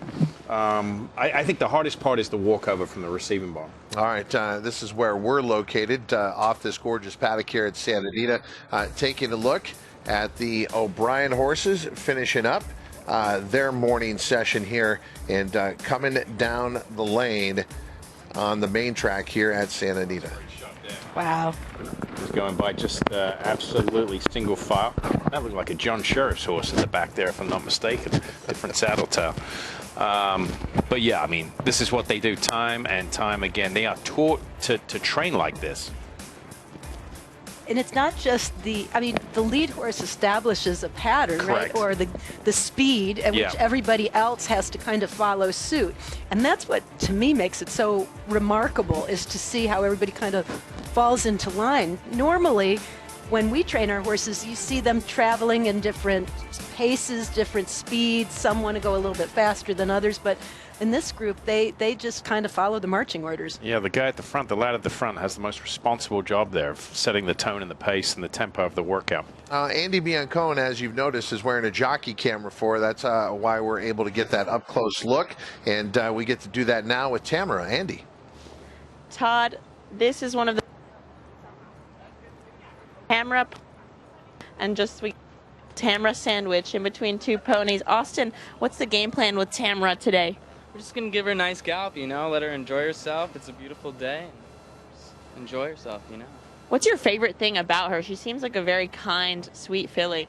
She's just an awesome horse to ride, you know. She's very smart, kind, and it's cool because when you go to breeze her and you ask her to pick it up, she's very nice. She's just one of the coolest horses I've been on. She certainly is cool. Now, in terms of pace-wise, do you start to pick it up or slow it down when you gallop her as we're getting closer to the race? You know, easy horse to gallop, so you can do whatever you want with her. I think the next couple of days we're just going to try to get her pick up down the stretch a little bit and understand where the wire's at. Amazing. Well, thank you guys. Thanks, Team Mandela, and for the horse snuggles, Tamara. Back to you, Todd. That's Austin Solis, by the way. That's son of Hall of Fame jockey Alex Solis aboard Tamara. Who you mentioned, John Ortiz. I remember Austin when he was about yay big. It's amazing to see the generations come back and have the experience of riding a horse like this that also has that pedigree of greatness. Yep. So how important is that tempo that Andy Biancone referenced? Oh, it's very important. You know, this is, galloping the days into the race. This is where you don't want the horse to get away from you and do too much. You know, you're trying to maintain what you've accomplished with your workouts, and you don't want them, getting in traffic, running off, doing too much and leaving their race on the racetrack. The advantage, and which the theme is we've been talking about all week, is how not easy this filly is to ride, but how, responsive she is to the rider. She's doing everything that they ask. So the chances of her doing a little too much are negated quite considerably because her mental attributes, the ability to listen to the rider and do what she's told to do. And here is a look at Tamara, starting to pick it up here. Zandon is out on the track for trainer Chad Brown, preparing for the Longines Breeders' Cup Classic. Zandon, a horse whose running style from far back has served him well on certain occasions when the trip and the pace set up. Will the trip and pace set up this year in the Longines Breeders' Cup Classic? I think so. With these scratches, I think this has become a kind of an interesting long shot to me. Definitely a horse to use underneath. I agree. I really do. And how about Brad Cox when asked about what's he going to do early on? That's significant, Caton, because most people assume if Arabian Night's going to get a challenge in the early races, it's going to come from Saudi Crown. And ultimately, Brad Cox didn't reveal, but I don't know. I just feel like that horse is going after Arabian Night. It sort of feels as if he almost has to. He's inside and in the middle of the field, and if you let Arabian Night go out there and walk the dog all by himself, he's going to be a very tough horse to ever get past.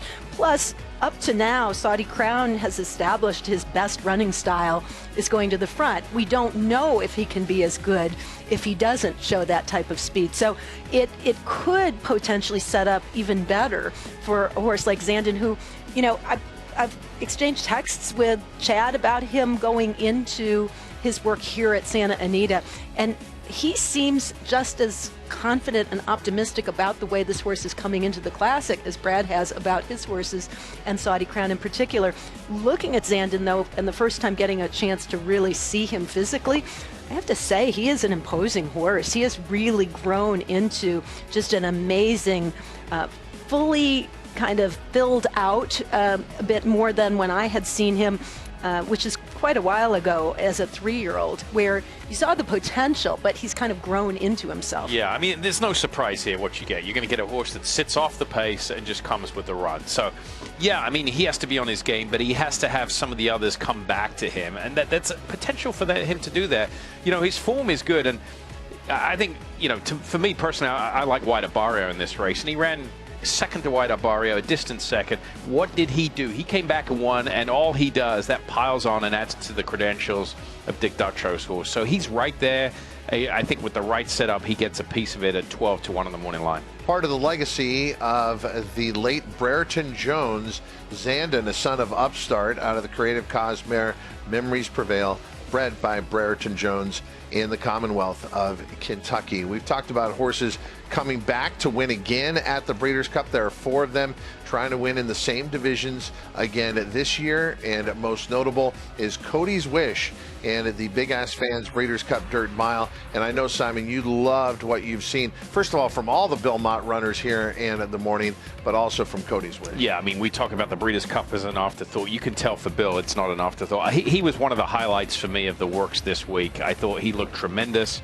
We talked about Zandon. I mean, how good was the Whitney? White Barrio was first, Zandon was second, Cody's Wish. Clearly the 1.8 miles was too far. He comes back and he wins the Vospera. I think, he's sitting on a huge race here, and his form lines are panning out. I mean, he looks tremendous. That it's not every horse that can, at this level of competition, suffer a defeat the way he did in the Whitney, and then come right back once he gets the chance to do what he does best at 7 furlongs, win again, and not miss a beat. He's right back in form. He looks, to me, even stronger than he did last year as far as his training and his physical presence. The defeat, Todd, was the 1.8 miles, because go to the race prior, it's the same horses in the Met Mile, just a different order. They stretch out 9 furlongs. 1 turn, I think, is to Cody's Wish. The thing we need to watch about him is at the gate. He does get very anxious at the gate. Bill's touched on it. Hopefully he stands there. That's a major key for him to act well at the gate, although he's, pretty much undefeated this year outside of the defeat in the Whitney. Last year, and in the Big Ass Fans Breeders' Cup Dirt Mile, he had 1 horse beat in the early stages, but there was a fierce pace duel on, and he rallied to win in dramatic fashion and get up just by ahead.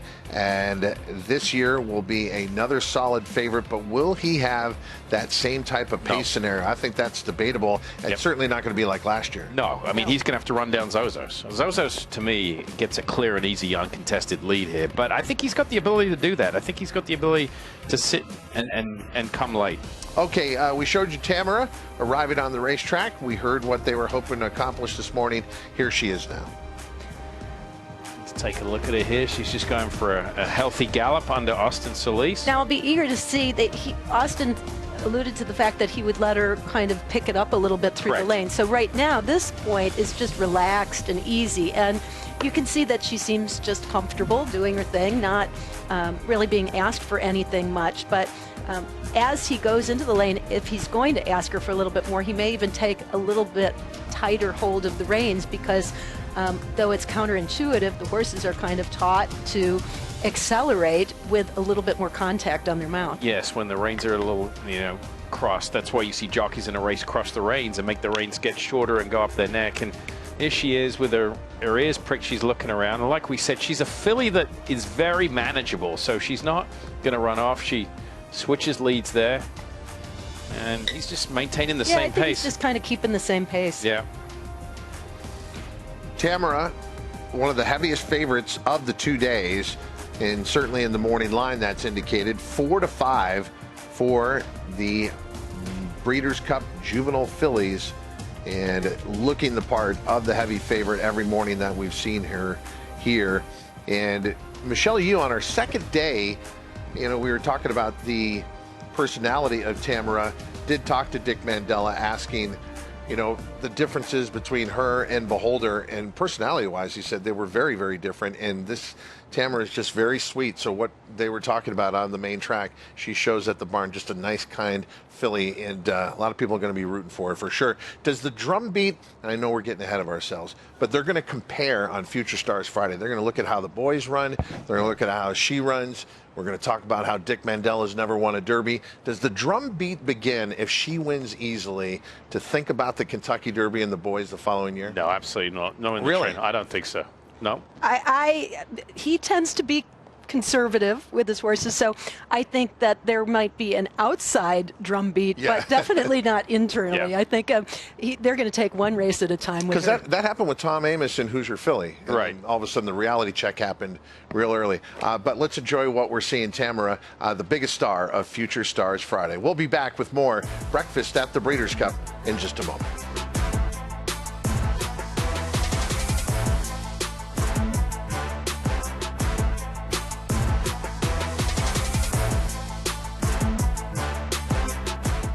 Every sire hopes to have a son to follow in his footsteps. An impressive debut. For Munnings, that son is Jack Christopher. Jack Christopher to win the Champagne. Unbeaten Grade 1 winner at 2. Dual Grade 1 winner at 3. And he is pouring it on here. It is Jack Christopher winning the Grade 1 H. Allen Jerkins Memorial. Jack Christopher.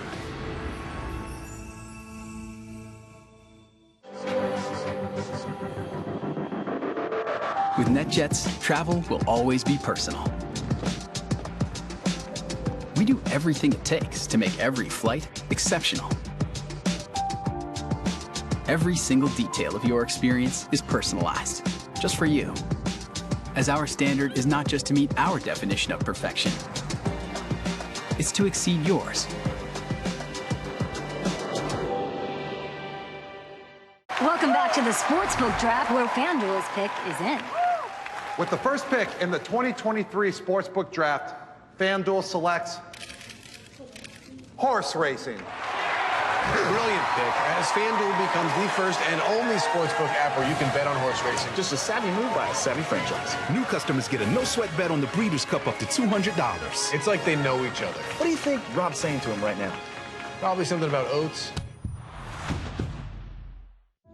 A beautiful individual, extremely athletic, displayed a tremendous amount of talent with his win in the Vanderbilt, as well as a couple of his wins at Churchill Downs. Ran unbelievably fast. Very special family to me. Just a gorgeous horse and throwing very athletic horses that I think will run.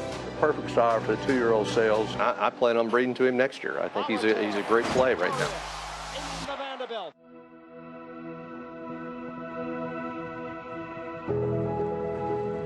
As horse racing's greatest take the stage at the Breeders' Cup, we're working to provide an ecosystem of care to keep these athletes safe. With comprehensive veterinary examinations starting weeks before entry, up until they leave the starting gate. With extensive racing, surface testing, and measurement protocols. New national uniform regulation and rigorous enforcement under the Horse Racing Integrity and Safety Authority. And with the addition of advanced technology and new diagnostic tools, we're taking great and positive strides. But we are committed to doing much more. So no matter who wears the crown, safety runs first at the Breeders' Cup. To learn more, visit breederscup.com/safety.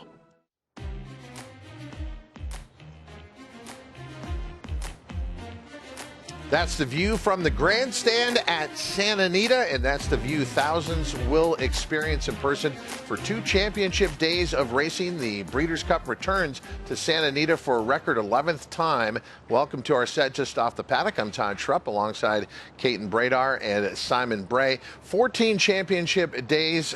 When you take a look at the 2 days, 14 championship races, the biggest day being on Saturday. Last year, Flightline was the huge star everyone expected coming in. He delivered, but when we left, we were all talking about the story of Cody's Wish, who won the Big Ass Fans Breeders' Cup Dirt Mile because of his connection to the remarkable young man, Cody Dorman. Cody's Wish is back to try and win the Big Ass Fans Breeders' Cup Dirt Mile again and is the 9-5 morning line favorite. One of several, I believe it's 5 returning Breeders' Cup winners that are competing in this year, and I think none with the story surrounding Cody's Wish and the desire to see this horse cap off that fairy tale story. Yeah, 4 winners from last year, 1 from 2 years ago, and Cody's Wish, one of those from last year, as you mentioned. And you know, his effort in the Whitney was just down to the 9 furlongs. He is a true 1-mile horse, whether it's a 1-turn or a 2-turn mile. I don't think the 9 furlongs was to his liking. He's looked tremendous this week. I mean,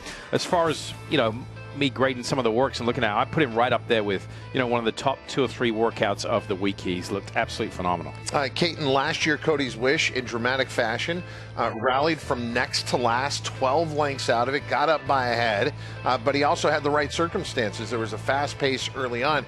This year, you might have a horse like Zozos all out there on the lead by himself. So I'm going to predict that Charles B shows some speed, more speed than we've seen before. I just don't know if Charles B is fast enough from that outside to be able to engage Zozos early. But Zozos took a step forward in the ACAC, which was a 1-turn mile over at Churchill Downs against Stage Raider and a fairly solid field across the board.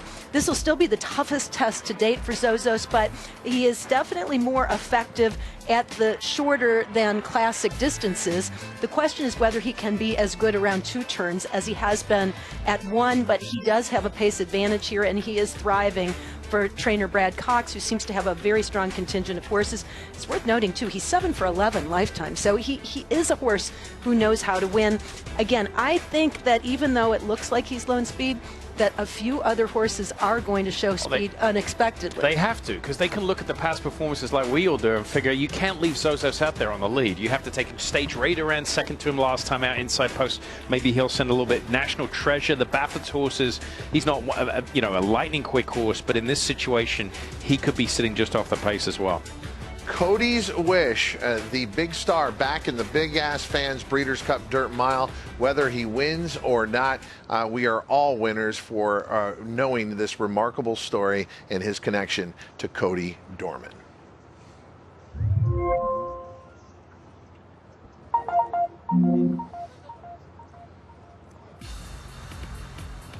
On Saturday, the Maker's Mark Breeders' Cup Filly and Mare Turf. Santa Anita hosting the Breeders' Cup for a record 11th time. We're obviously here in Arcadia, California. But what country is the Breeders' Cup being held in, Simon?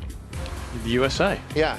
Do you see any horses in this race bred in the United States? No. There is not one American representative in the Breeders' Cup Filly and Mare Turf. The closest we come is Canada, with Moira being a Canadian bred. Pretty remarkable, but it also speaks to turf racing is definitely Europe's game. I don't think this has ever happened before in the Breeders' Cup. No, I know we've seen, you know, the likes of Chap Brown go to Europe and go to the Tattersalls yearling sale and buy British and European bred horses and bring them back to the States. Big change. One upside to no American horses in here, we get to take it easy in this preview. It's all Rishi now.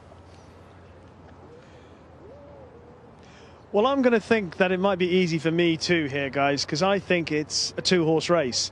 Looking at the very best form in that particular contest, you mentioned it's a strong race for Europe. It has been traditionally. And I think it lies between Inspiral and Warm Heart. It's interesting the race obviously being over 10 furlongs because Inspiral's done all her running over a mile and she's stepping up in distance by 2 furlongs to 1.25 miles. Whereas Warm Heart, her main opponent in the betting and seemingly on form, the 3-year-old, she's stepping down from 1.5 miles, distance which she's been running mostly over this past year. She's stepping down 2 furlongs to the 1.25 miles. Warm Heart does see out the 1.5 miles very, very well, which leads me to think that Inspiral is the obvious contender for this race. Now, Inspiral, Frankie Dettori was saying earlier on this week that, yes, they could have gone for the mile, but he thinks that the mile races here at Santa Anita, and in discussion with the team, John and Thady Gosden and Cheveley Park Connections, is suggesting that maybe it's a bit harder, bit more draw dependent, he said, to get a cleaner run. And so with the class of Inspiral over slightly further, they feel it will come to the fore. The better horses, the cream will rise to the top in those races, whereas perhaps luck plays too much of a part in races over shorter distances, 1 mile down to the 5 furlong distance. But what I do think about Inspiral, regardless, is that I'm surprised she hasn't actually tried this distance before. She's raced since her 2-year-old days over 1 mile, and I know Simon would know very, very well that horses that tend to race over 1 mile at the age of 2 in Europe, you're thinking that really their 1.25 mile horses maybe even stay a bit further when they turn 3 and 4. That's generally the template for the way they're trained. So it's a surprise. In the past, she has been entered for races over 10 furlongs, races like the National Stakes at Goodwood, but she's never taken up any of those engagements, and she's stuck to 1 mile. Obviously, she's been brilliant over 1 mile. And I think that the 1.25 mile will be no issue to her whatsoever. Her connections, Cheveley Park, have won this race before with Queen's Trust, and I think they can look forward to celebrating once again, this time, though, with Inspiral. Strong statements there from Rishi Prasad saying it's a 2-horse race and leaning towards Inspiral. As far as American-based horses, if not American-bred, In Italian is going to be a factor in this race, whether you think she can win or not, because she draws the rail and she's lightning quick. Last time out, she was run down by her stablemate Gina Romantica in the First Lady at Keeneland. But how far can In Italian take the field in the Maker's Mark Breeders' Cup Filly and Mare Turf? I think she can take them a long way, for sure. I don't know if she can quite go the 1.25 miles at that high cruising speed, but to be fair, in her loss in the First Lady to her stablemate, it was her first start since July, and she ran a very fast opening half, particularly on that course. We saw very few horses able to win in front-running fashion on the Keeneland turf course, so I actually thought that that was as good as a win in that race for In Italian. How it translates to the Breeders' Cup, though, I'm not entirely sure. Well, she was second in the race last year at Keeneland when it was run at 1 mile and 3/16. The distance kind of a little bit shorter than 1.25 miles. The one thing I would say, it kind of negates itself with the configuration here, the 1.25 miles against the 1 mile and 3/16, because of the downhill aspect of it. The first part of the race is run downhill. It's a very easy 1.25 miles. Saw a piece from John Gosden earlier this week, and it kind of backed up what Rishi was saying. Yeah, the mile on face value would be the right trip for Inspiral, but the 1.25 miles is such an easy 1.25 miles here that you're just, you know, ticking away downhill for the first quarter mile, and then the race really starts once you get onto the true turf course. So if there's ever a shot for her to get a 1.25 miles Inspiral, I'm with Rishi. I think she gets it. In Italian will lead them a long way, Todd, but I think she gets run down late. The Maker's Mark Breeders' Cup Filly and Mare Turf. This race clearly goes through Inspiral and Warm Heart.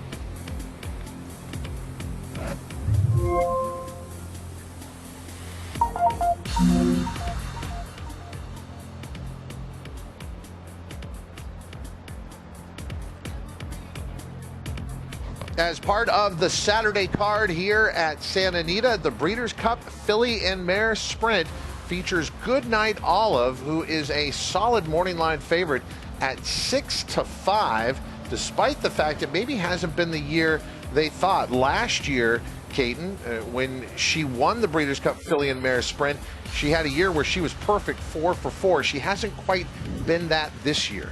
You know, though, some of those races were allowance races, and she gradually got better and better and bolder, then won the Ballerina at Saratoga, then rested and pointed specifically for the Breeders' Cup. This year, she's had to compete at the highest level every step of the way, and as a result has suffered some defeats, but I don't really feel she's lost a step. Her second place finish at Saratoga in the Ballerina came on a muddy racetrack. I think it's a whole different ballgame here on fast going, and particularly with some of the key players earlier in the season out of the mix. She's a deserving horse to try to beat and here contend with. She at 6-5 is a little bit shorter than I thought it would be, but I still think she is every bit up to the challenge. Remember, she's taking the same route real quick, going from the ballerina, that long layoff, into the Breeders' Cup Filly Mare Sprint that she took last year. He's repeating the pattern. I agree with Keaton. The muddy racetrack was the issue last time out. Society has taken a circuitous route to figuring out where she actually belongs. They give her a chance to compete at the highest level, going, traditional distances of 1.1 miles, but it seems like, Keaton, they have found what she's best at, and the 7 furlongs fit Society perfectly. To me, she's the ultimate danger to Goodnight Olive. Well, she's a daughter of Gunrunner, and she has his brilliance, and she also has a very high cruising speed, but at the same time, it's proven more effective of late when she is running the shorter distances in a catch-me-if-you-can type of situation. You can see she's a ball of energy. You would, on face value, Gunrunner out of a Tappet mare, you would think 1.25 miles, right? But she kind of bucks the trend against her pedigree there for Steve Asmussen. A showdown between last year's winner and the up-and-coming Society. It is the PNC Bank Breeders' Cup Filly and Mare Sprint.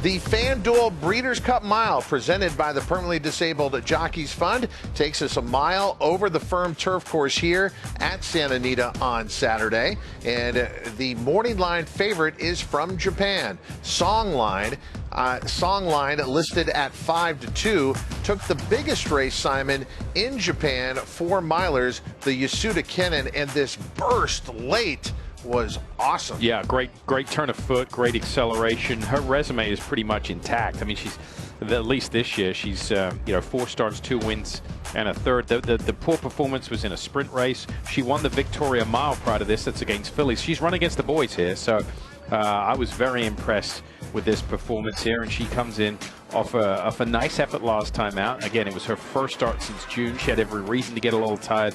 She'll take a big step forward.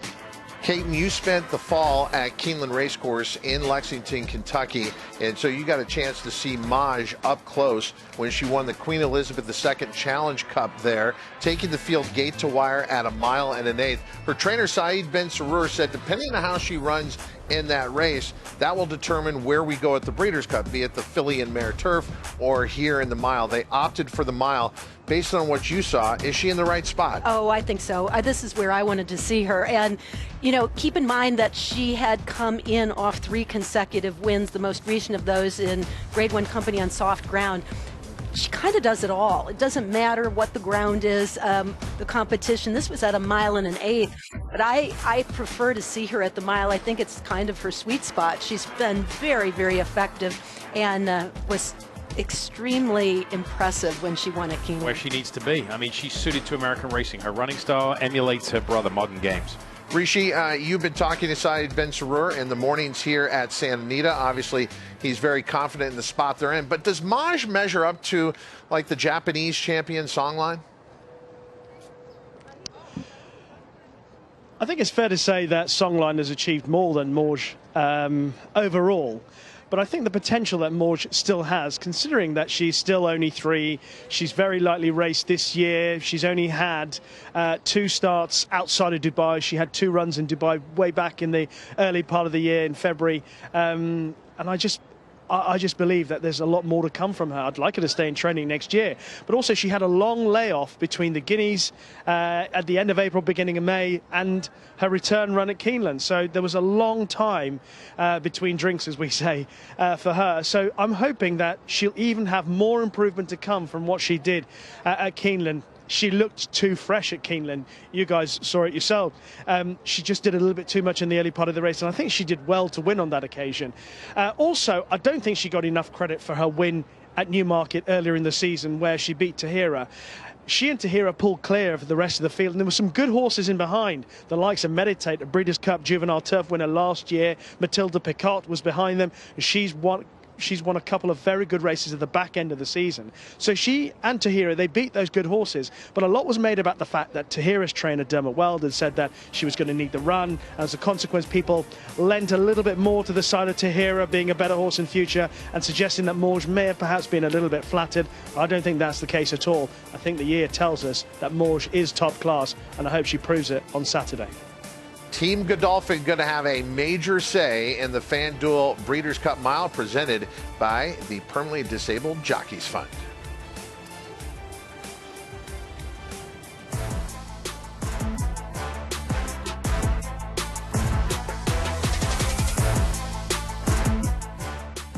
A Grade 1 winner on both dirt and turf, War of Will became a classic winner with this victory in the Preakness Stakes.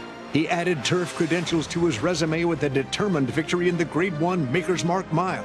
Now his progeny are bringing top dollar in the sales ring. 650,000. Jesse, 375,000. AC, 335,000. A dual surface classic winning son of Warfront, War of Will, standing at Claiborne Farm. FanDuel Casino has your chance at the #1 feeling, winning, which ranks even higher than the 18th best feeling, saving a kid from a well. 59 years later.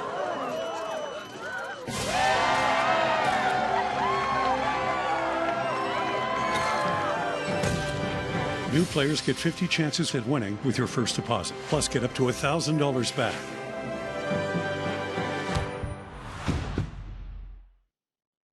Hey there, it's Craig Carden. I know I can't believe it either, but the World Series is officially here. So if you're choosing to make a wager on the series this year, please be sure to do so responsibly. Gambling should always be fun, social, and entertaining.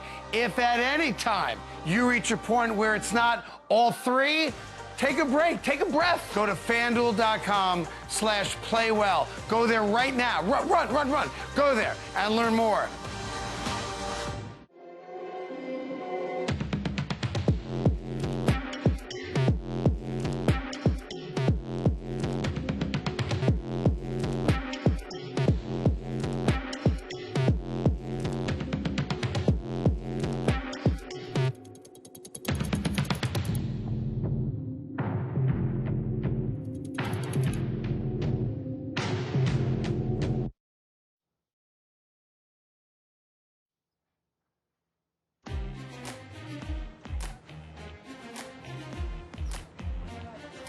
It's the 40th edition of the Breeders' Cup World Thoroughbred Championships, and returning to Santa Anita for a record 11th time. Welcome to our set just off the paddock. I'm Todd Schrupp alongside Caton Bradar and Simon Bray, looking ahead to the big races on Saturday here at the Breeders' Cup.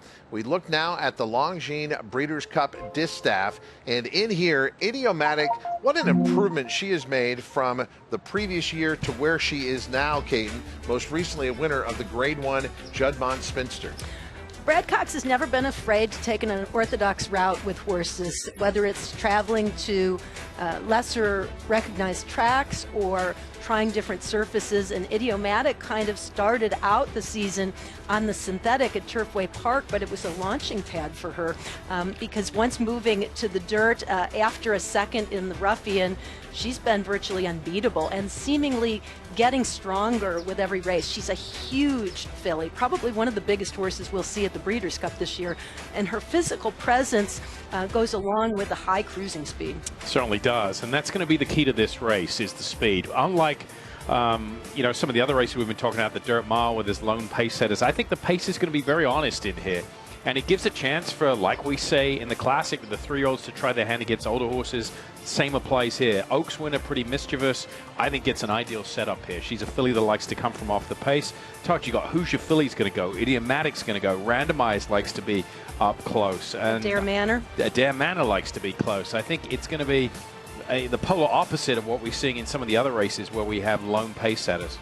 Dare Manor has a 5-race win streak coming in, and as you said, in most cases, in 4 of those races, she went gate to wire. Now, she did sit patiently in the Grade 1 Clement L. Hirsch in second before getting the win, but looking at Idiomatic and a Dare Manor lining up next to each other, Caton, you know, last time out, Idiomatic did look like the lone speed in the Spinster, but could she back off a Dare Manor? Would she back off a Dare Manor? Well, that'll be the interesting call at race time, right? But a Dare Manor, if any horse has in this Breeders' Cup a home track advantage, it's her. She's been amazing at Santa Anita. In 9 starts, 6 wins, 3 seconds, and almost all of them at the highest level.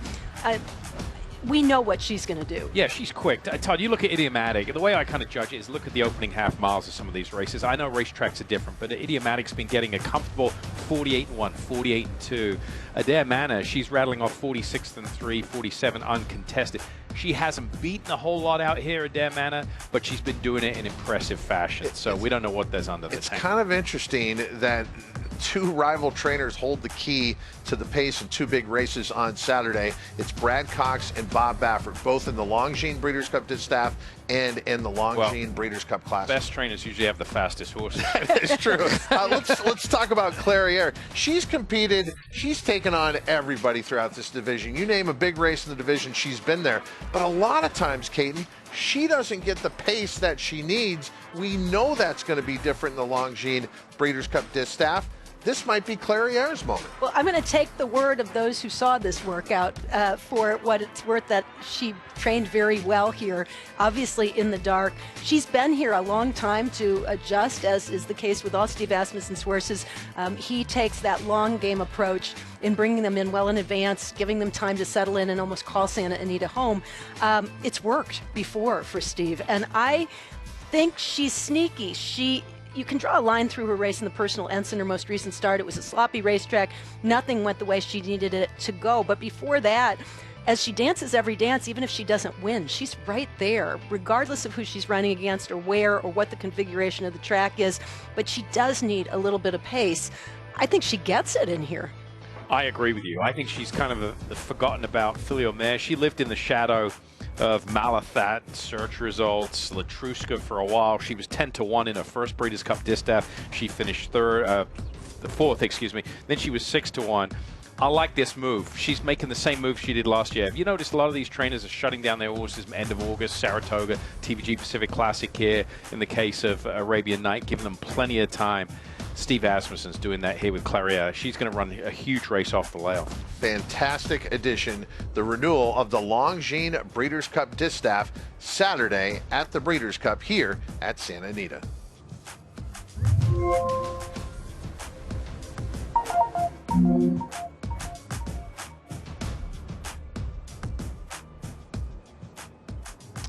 Well, I cannot wait for the Breeders' Cup Turf. I think it is fair to say it's one of the best renewals we've seen of this race in a long time. Leading the charge for Europe in it is Auguste Rodin, the Derby winner at Epsom, a horse who disappointed, really running way below par on his comeback run in the 2000 Guineas at Newmarket. A lot of people wrote him off, but he came back after that and he produced a really gutsy effort when he beat King of Steel in the Derby. Subsequently, he won the Irish Derby. Then again, he was disappointing in the King George and Ascot. He ran very, very, very badly. Again, a lot of people would have doubted him coming back after that, but Aidan O'Brien retained the faith and he went to the Irish Champion Stakes and he got a brilliant ride from Ryan Moore when he won on that occasion. He was out in front and he was given a very aggressive ride and he responded all the way to the line to win. At his very best, he's going to take some stopping. It's been a long time since a Derby winner has won here. High Chaparral won the Breeders' Cup Turf back in 2003. Auguste Rodin's got a good chance of following in his footsteps, but opposition is strong. Mostadaf, he's a top-class international horse. He won in Saudi earlier in the year. He won the Neon Cup, where he just cruised round through the race, showed a bright turn of foot. Some people wondered about the strength of form about that race. Well, he went to Ascot. He went to the Prince of Wales Stakes, and he produced a super performance against a high-class field, the likes of Baybridge and Luxembourg. Real top-class standard setters over a mile and a quarter in Europe. And he brushed them away. Before the race, he was his usual ebullient self, a little bit on his toes, a little bit noisy, very coltish, but it doesn't prevent him showing his best in the race. He went to York and he beat one of the horses of the season in Paddington and a very good horse in Nashwa, his stable companion, and he beat them really well. He was given a great ride by Frankie Dettori that day. Jim Crowley is on board on Saturday, and he is, I think, possibly just about the pick of the runners, but it's very close between Auguste Rodin, Mostadaf, and also King of Steel, who was runner-up behind Mostadaf in the Derby. He remains a horse that potentially still has more improvement, but he does have to prove that he's overcome a grueling race in the Champion Stakes just a few weeks ago.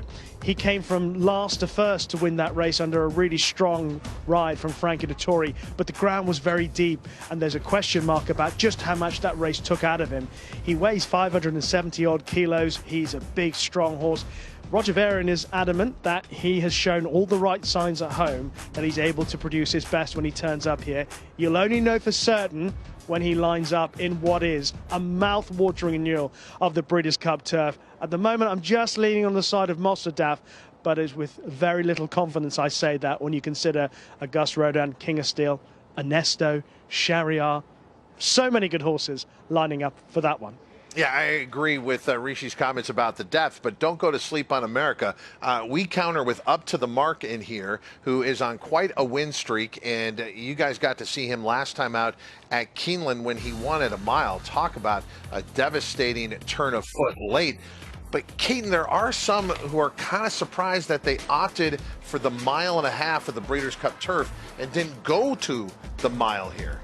I wasn't surprised because of the way he performed in the Manhattan and the Turf Classic before that. I thought it was a bit more of a brilliant type of performance with more ground to work with than what he showed. It was a good win in the Turf Mile, but he just barely got up and kind of has to have everything work out to perfection, whereas I think there's a little bit more margin for error as far as how the pace unfolds and whether you get the breaks that you need for position in the early stages of the race for Up to the Mark with the longer distance. He's an absolute carbon copy of Inspiral, Todd. The decision to go between the mile or the filly and mare turf, that was the same decision for Up to the Mark. To Keaton's point, there's less variables here in the Breeders' Cup turf. The pace of the race is slower. Draw doesn't matter as much. It's downhill.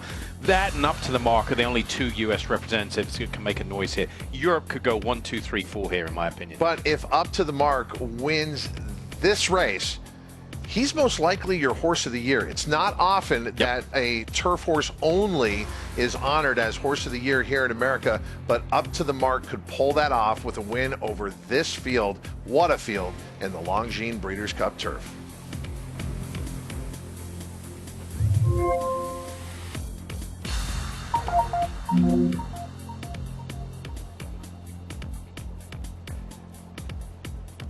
It is always the biggest race of the 2 championship days of racing at the Breeders' Cup, but it's not the last Breeders' Cup race on Saturday. There will be a couple after. The Longines Breeders' Cup Classic for $6 million, going 1.25 miles. This race has had more news throughout the week than any other race. Horses that were pointing towards the race who then had to go to the sidelines. Arcangelo is one of those horses. He did make it through the post position draw, but was ultimately scratched the day after and has now been retired, leaving us with a field of 12. He was going to be one of your favorites and part of a 3-year-old division, Caton, that is getting a lot of respect here as many of them take on older horses. Arabian Night has already done that when he won the FanDuel Pacific Classic this summer at Del Mar. I think that's what has led to his being installed as the morning line favorite. He draws to the outside, and I thought that was a little bit of a surprise to some, but I would argue deserving of a horse who was able to beat his elders, who has won 3 of 4 starts, who's gotten better with each race, and who's proven at the 1.25 mile distance and trained by Bob Baffert. So he has speed to the outside. Saudi Crown has speed to the middle, and outside of that, there's not a lot of early speed, true early speed, so it's going to be interesting to see how it plays out. I think it's going to be a great jockey's race down the stretch for the first time round. You've got to remember, they break at the top of the stretch here, so there's going to be some jockeying for who wants the lead, maybe who wants to take back. It's a little different if they were breaking right on top of the turn. You could absolutely commit, just go send, establish position. Here, you've got 1/4 mile before you get into that first turn. So, you know, it's going to be Saudi Crown and Arabian Night looking to jockey for the lead position here. And Brad Cox has already set out, we're not giving away our tactics here. as what Saudi Crown is doing. So I think that's interesting. I think they might send hard. It was described at the post-position draw as a 10-year absence from the Breeders' Cup for trainer Rick Dutrow. We won't get into the fine details of that, but he is back off a long layoff. He has won the Breeders' Cup Classic before. This would be remarkable if he were to pull it off after being away from the game for so long. But Caton, if you just look at the horse, set aside the human connections for just a moment, everyone is talking about how White Abarrio has thrived at Santa Anita. Now, he's a horse that Rick Dutrow has talked about as having to work with as far as his shoeing is concerned. And as a result of those complications, he's not missed, but had to postpone several works along the way. So he hasn't come into this race in the exact way it was mapped out as far as the preparations are concerned. That doesn't seem to matter because the way he worked here in his last workout prior to the Breeders' Cup was spectacular. Everybody talking about how well this colt is doing going in off his really spectacular victory in the Whitney back in August. I think if he shows up like he worked this week, where he went the last quarter in 22-2, I think he wins this race. And he comes out of, he jumped into Dutrow's barn. He's running the highest speed figures since, in his career.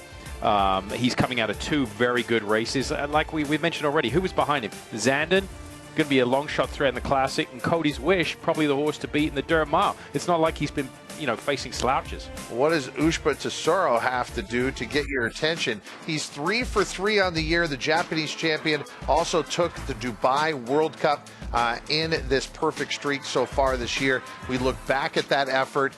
The mornings have not been as smooth as the afternoons and evenings that Ushba Tesoro has had. Okay, he rides a 6-race win streak in Japan and Dubai and has done everything that's been asked of him.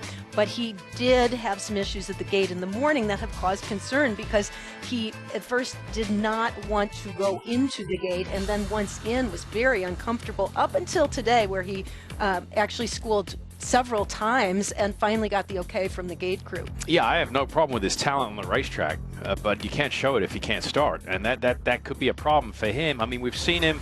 He was very reluctant, and once he was in the gate a couple of days ago, he did not like it in there. So they came back on Wednesday morning, put some pads in the gate. He reacted to that, Todd. I need to see more gate work between Wednesday and Saturday to see how he reacts. It was 30 years ago that our Kong pulled off the most shocking upset in this race right here at Santa Anita at 99-1. It is another field deserving, befitting of the best race at the Breeders' Cup, the Longines Breeders' Cup Classic.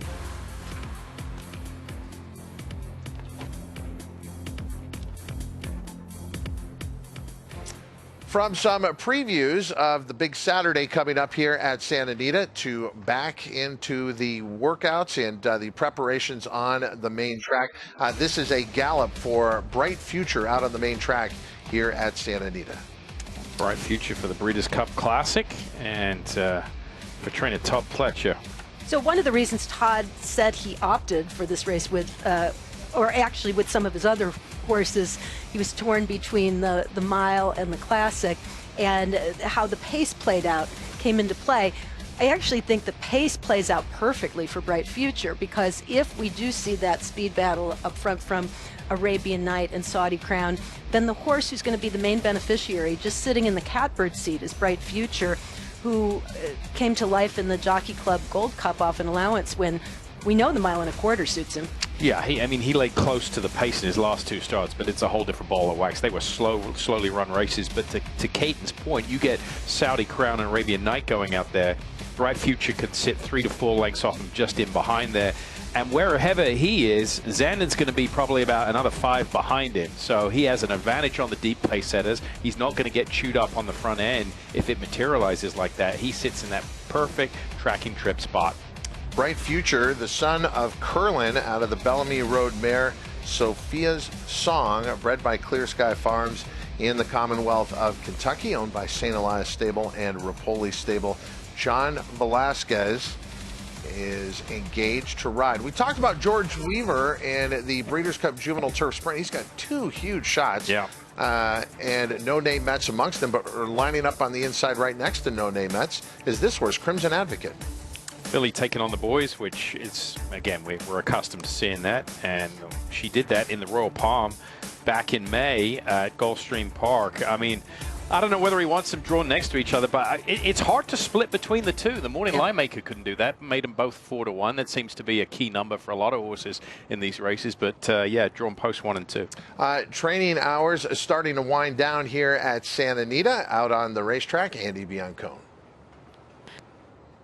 By Raul, on size rider for Crimson.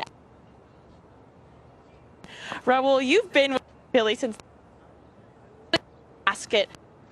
Mary, how much has she changed from then to now?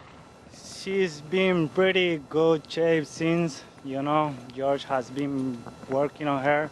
She's been doing really well, so I think she's ready. How'd you feel her in her gallop today? She seems like to adapt very well to the track. Always.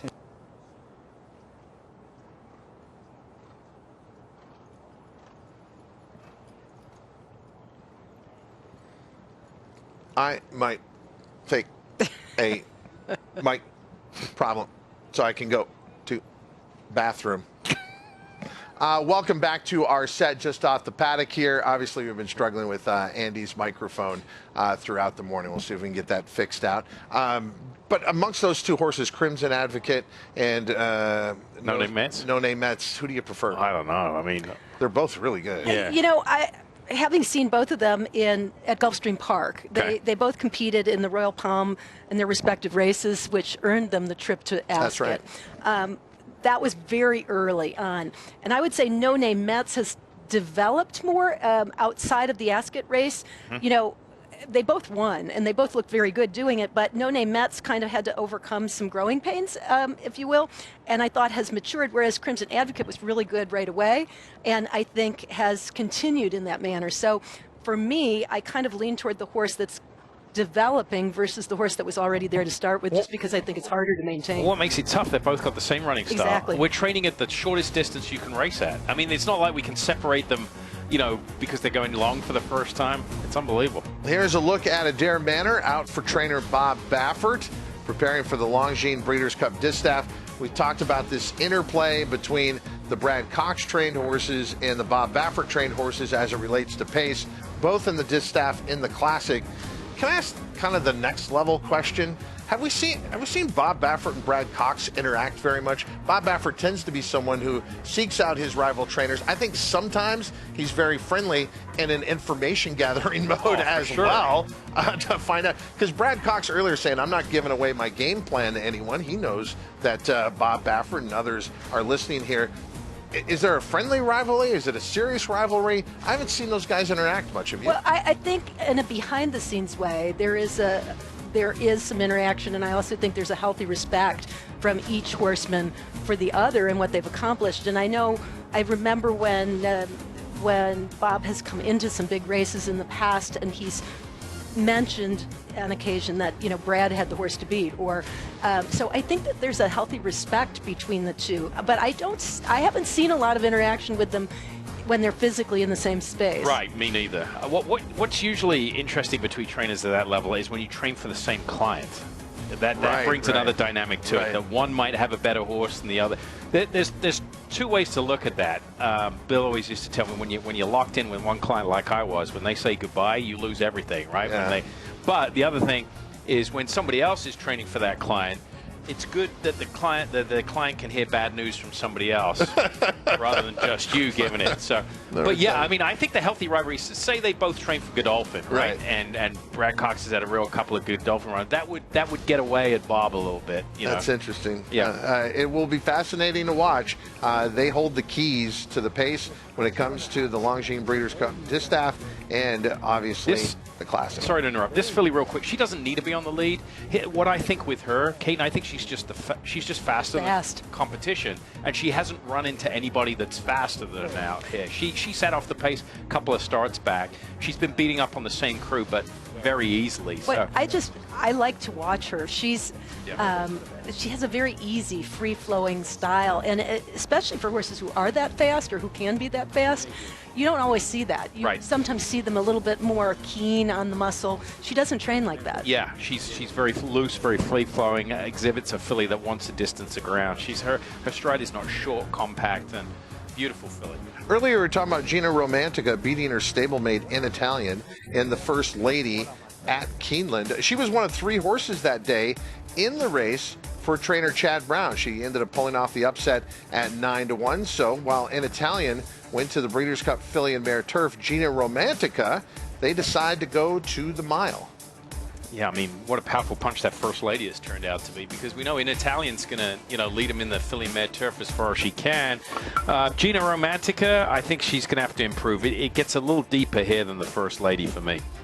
That was sort of her coming out party, though, right? Yeah. I mean, she had run well previously, but always was kind of the other horse amongst Chad's top fleet of fillies on the grass.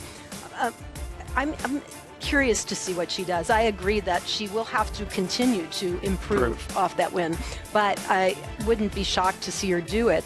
We've seen Chad Brown horses kind of peak at the Breeders' Cup before. Gina Romantica, daughter of Into Mischief, out of the Unbridled Song Mare, Special Me, was bred by Mockmore Hall and Carrie and Craig Brogdon. I know Carrie has been on social media talking about how proud they are of Gina Romantica and other horses that have come out of their program to go on to the Breeders' Cup. And as we said, the bottom line isn't always about winning on this stage. It's getting here as well, to have had a good enough year to get you in to the championship moment. The FanDuel Breeders' Cup Mile, presented by Permanently Disabled Jockeys Fund, looking at Gina Romantica. Earlier, if you were listening to our preview of the Longines Breeders' Cup Distaff, it sounded, Simon, like you were going to make Pretty Mischievous the 3-year-old filly your top pick in the race. Oh, well, I'm leaning that way. Okay. We've got a little ways to go, yeah. Got to sleep on a few more handicapping sessions. It is only Wednesday. Yeah, just looking at the way, the more we sit up here and talk about the pace, I was a big fan of her. Maybe I'm biased in the Kentucky Oaks. Like I've told you this story before, I saw her in the paddock about 3 days before, just immediately walked up to Brendan Walsh, and he kind of said off camera how great she was doing. The blinkers have made a difference to her. She's really improved.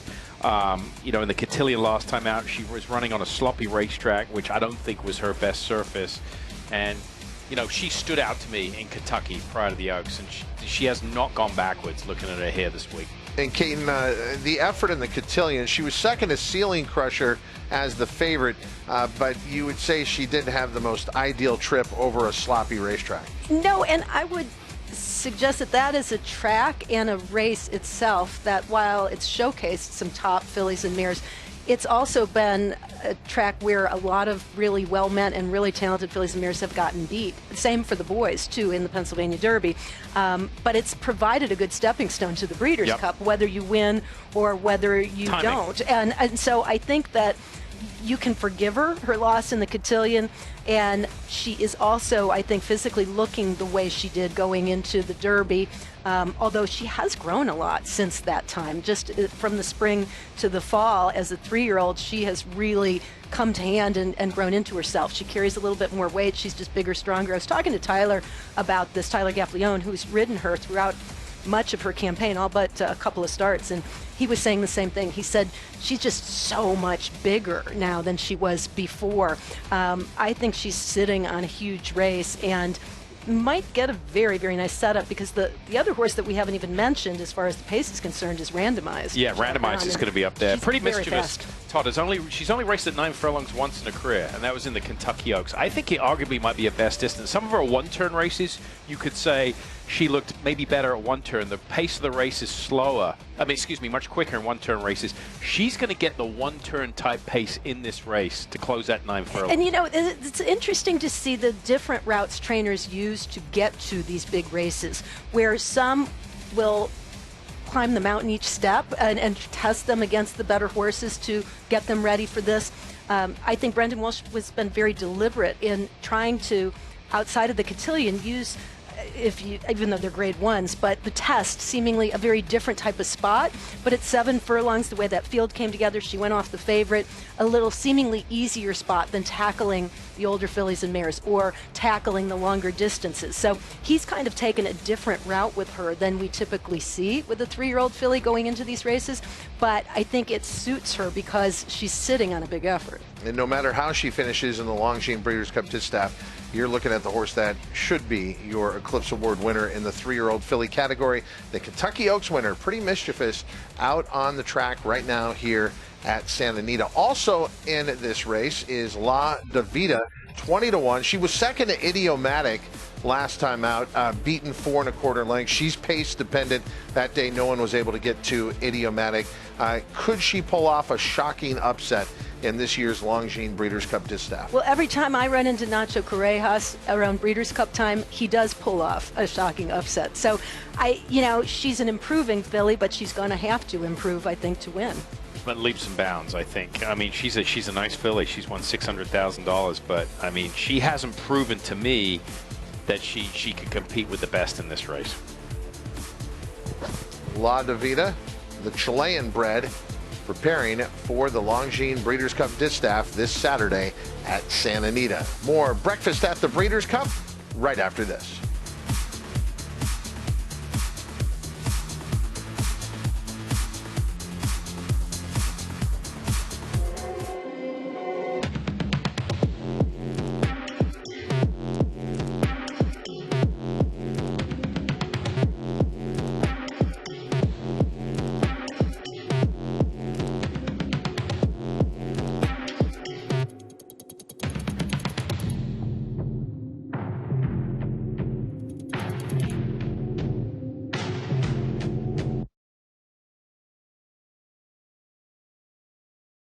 Garbage time.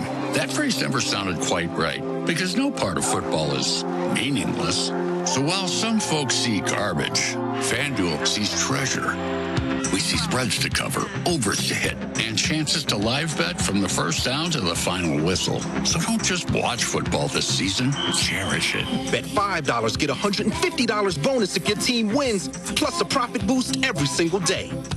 FanDuel, America's #1 sportsbook. Hey, so I found a betting system that's really working great for me. So did I. What's yours? I set up an hour-a-week time limit on FanDuel. I can also set up wager limits, so I only bet what I can afford, and betting stays fun. Right. So what's your system? What's that? Your system. What's your system?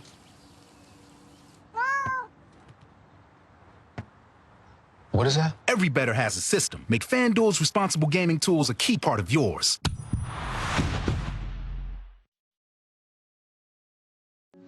"40 years ago, we were founded for thoroughbred racing. For 40 years, we've set the stage for the world to come and race. We've dedicated our lives to our sport, to witness the unforgettable, to reach the mountaintop, to win a championship that defines a legacy. Our love, our dedication, our passion, it runs deep."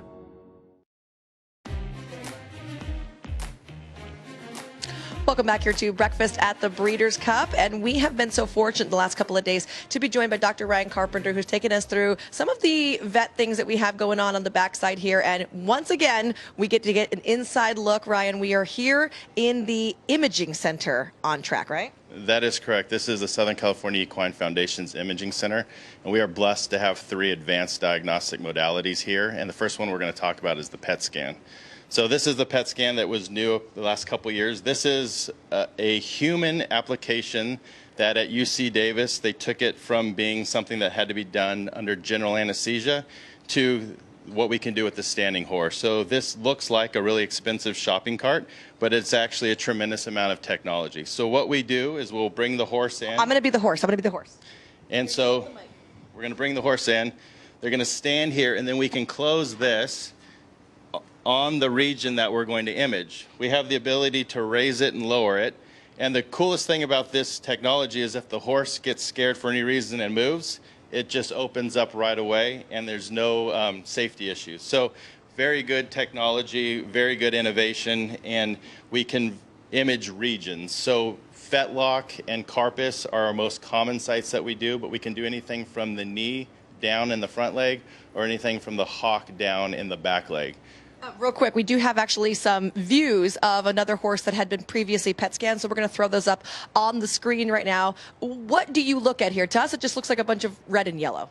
Yeah, so what we're looking for is the bright spots, and the bright spots signify areas of uptake, and the areas of uptake are where the bone is remodeling. So we know from a lot of research where fractures occur, and so if we see a hot spot in an anatomical location where a fracture can occur, then that gives us concern that this horse is in the pre-fracture stage of the injury. So if you took a radiograph of that horse, the radiograph would look clean and be what we'd call normal. But we know that in the weeks to come, if we don't intervene, then that will become a fracture. So really great for diagnostics before something happens. We're going to walk this way. David, you mentioned there are 3 different utensils here in the imaging clinic. What's the next one we're going to see? So the next thing we're going to see is what we call nuclear scintigraphy. And the nice thing about nuclear scintigraphy is it allows us to image the entire horse. So what you're seeing here is a horse undergoing a nuclear scintigraphy. The camera is the big white machine at the bottom of this horse's leg, and it's counting radiation counts in order to then quantify it as an image. So similar technology to the PET scan, different in that it's not three-dimensional and it's not as specific for regions, but it helps us because now we can image the entire body. We can even do the head of the horse if we're worried about a tooth root abscess, or the back, or the pelvis. But as you can see, this is going to be able to go in areas that the PET scan cannot get to. And so this is a very good diagnostic modality because it allows us to get a physiological view of the entire horse to know exactly what's going on. And we can see this horse acting very calm in here. About how long does the process take to get a full body nuke scan? So a full body bone scan is quite labor intensive, and it's going to take about an hour and a half to 2 hours to capture all the images that you need. The nice thing about the PET scan is we're looking at a specific region, so it only takes about 4 minutes per region. So if you're doing the knees and ankles, you can capture that in less than 20 minutes. But if you're going to do the front end, that'll take you about 45 minutes. If you're going to do the whole body, it could take you an hour and a half. Let's walk out. We have one more to show you guys here at the imaging clinic, and this is going to be an external module, pretty much, that we're going to be looking into. So this is our MRI unit, and this is another imaging modality that we got around the same time that the PET scan came. The nice thing about this, too, is it is standing. So we open these doors, we bring the horse in. And so this is a low-filled MRI magnet, and basically what happens is the horse is going to be sedated. They're going to stand with their foot in the magnet here. We can image just below the knee to the foot, and then they stand in here nice and quiet. We've got a thing here for them to rest their head when they're sedation. The problem with MRI is that it takes a lot longer. It's going to take about 45 minutes to image a fetlock, but the MRI gives you the absolute most anatomical detail of what you're looking at. So while the PET scan and the bone scan give you bright spots, with the MRI, you're going to see extremely detailed images that are going to help you pinpoint exactly what you're dealing with. So when you're talking about palmar osteochondral disease or bone bruising, it's a great modality for that because we can see the architecture of the bottom of the condyle better than we can in any other modality. What's the percentage of usage for each of the different modalities? So the one that's used the most is going to be the bone scan, and that's just because it's a big survey. It tells you the entire either front end, back end, or full body. That's going to be very helpful, and that gets used the most. The MRI and the PET scan are great when you have a specific region that you're worried about. I'm worried about the right front fetlock. Okay, we can either PET scan or we can MRI the right front fetlock. And all these imaging modalities are used several times each day throughout the week. And if you called me today and said I needed to get something in, it'd be a couple-day wait just because we have that many horses that we're able to put through here. And so originally people think that you're just imaging horses that have injuries or problems, but we've also adapted it to a somewhat of a peace of mind type of technology where you have an X-ray that might not be perfect. The horse might not be perfectly sound, but you're very comfortable training him, and you just wanted that peace of mind to know that he's not going to get hurt if you continue to train and race. And these modalities really help give us that level of confidence, take the guesswork out of it, and say, okay, we have a clean PET scan, we have a clean MRI, we know that this horse is not going to get injured. Let's press on and move forward. Like usual, we appreciate the time and the transparency that you've given us here at all the clinics. And I know you have a special hello before we let you go. Yeah, so I got two little girls that are on the front side watching right now, Brooklyn and Taylor. I hope you're having a great time with Mom, and I love you, and I'll see you this afternoon. I think they're up at the breakfast marquee, guys. But where are you? Back here at the paddock, and to Brooklyn and Taylor, you have a dad to be very proud of, and he's just one example of many men and women in this sport you will never hear about, but absolutely make the biggest difference. And you have to give so much credit to First Racing and the Stronach Group because they made a commitment. We were in a difficult spot 4 years ago in California racing.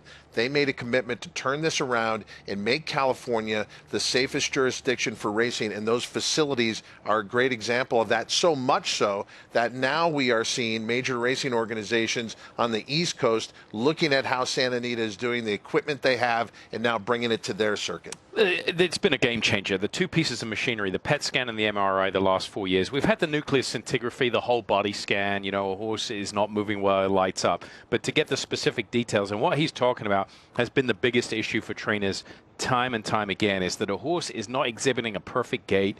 You x-ray the horse, the x-rays look great. You can't see those microfractures that down the road with continued training could end up, you know, severe injury or something catastrophic. The PET scan, the MRI eliminates that. It can take a fine detailed look of the structure of the bone, the condyle in particular, and the fetlock joint, the knee, and it can tell you to pull back and sit and wait. Caton has come such a long way from, you know, when your dad was in racing, when you started racing, when I started in racing, and technology is something we all benefit from, especially in this sport. Well, you know, the horsemen are hands-on, watching everything, and this gives them so much more information to be able to hone their craft, to take care of their athletes, and to make those really hard decisions on a daily basis as to what the exercise routine looks like. And it's amazing to see how each piece works with the other to get things accomplished in a bigger way than has ever been done before.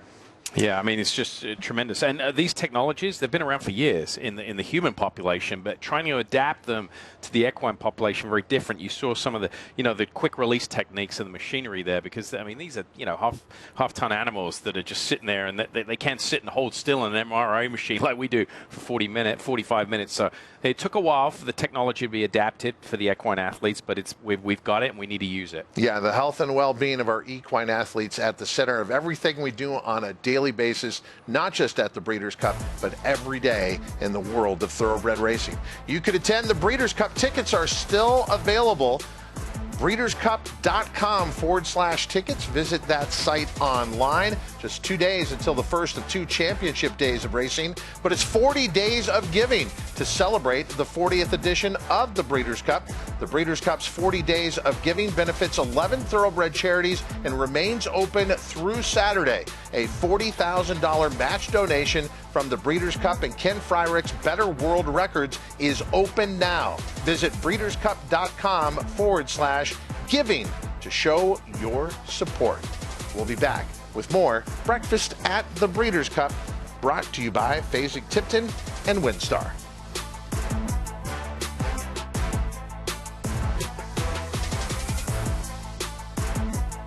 Welcome back to the Sportsbook Draft, where FanDuel's pick is in.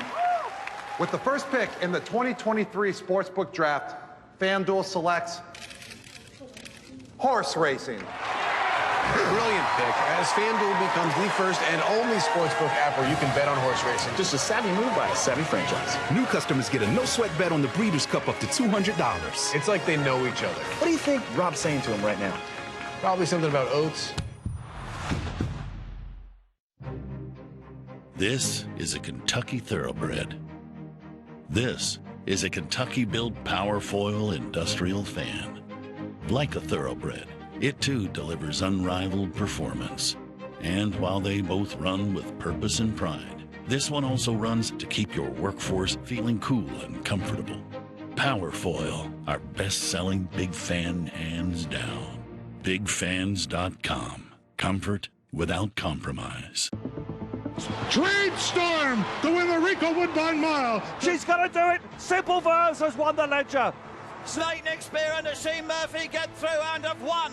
It's getting really tight. The star of the season, drawing line. The purple cap, Kamiko the far side of him. Kamiko's won. The ultimate line, Mongostina has just won it with Mosse. Ocean Road after going to Vegas. Ocean Road. It is going to be Paravel to win the turf sprint. A man, his tractor, and his family. These are the Upshaws. Though he goes by Shaw, which stands for skilled hands at work. From cutting hair and mowing grass to roasting marshmallows, he's got a grasp on what matters most.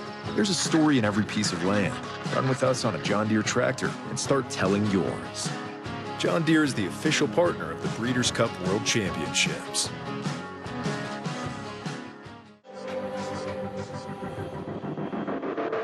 With NetJets, travel will always be personal. We do everything it takes to make every flight exceptional.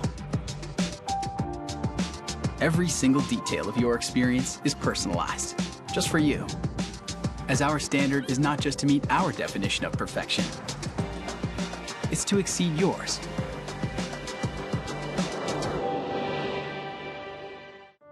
Your brain is an amazing thing. But as you get older, it naturally begins to change, causing a lack of sharpness or even trouble with recall. Thankfully, the breakthrough in Prevagen helps your brain and actually improves memory. The secret is an ingredient originally discovered in jellyfish. In clinical trials, Prevagen has been shown to improve short-term memory. Prevagen, at stores everywhere without a prescription. Well, alongside me is a smiling Tom Marquand, and delighted to speak to you because, Tom, apart from everything else, you are having a new experience for a man who's achieved already as much as you've already done, being here at Santa Anita. Yeah, it's obviously great to be here. Like, it was pretty much one of the most beautiful race courses in the world, and to have come over for a live chance is, yeah, it's exciting. And you watch the Breeders' Cup from at home or wherever you've been in the world before. I think last year we were in Japan, and you know, it's one of them. You feel like you're missing out not being here. So yeah, great to be here, and thoroughly looking forward to Friday.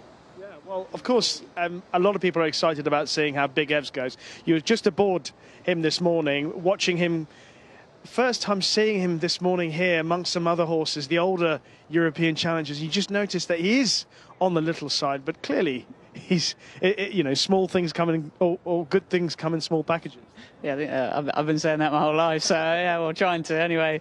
But no, look, he's look, he is a 2-year-old, obviously, and he's been an absolute revelation this season. And there's a reason Mick and the team have brought him here, and you know, that gate speed that he's shown and things like that, I think are real assets for him around here. So he's showing all the right signs. He looks like he's travelled fantastic. He felt great this morning. Again, another different experience for him going around a bend and things like that. But what do you think about that? Look, he felt comfortable. You know, that was the whole point of me sitting on him this morning, just to let him sort of spin out around the bend and get him to change leads. And he was sharp to do so. So look, going round with a full field.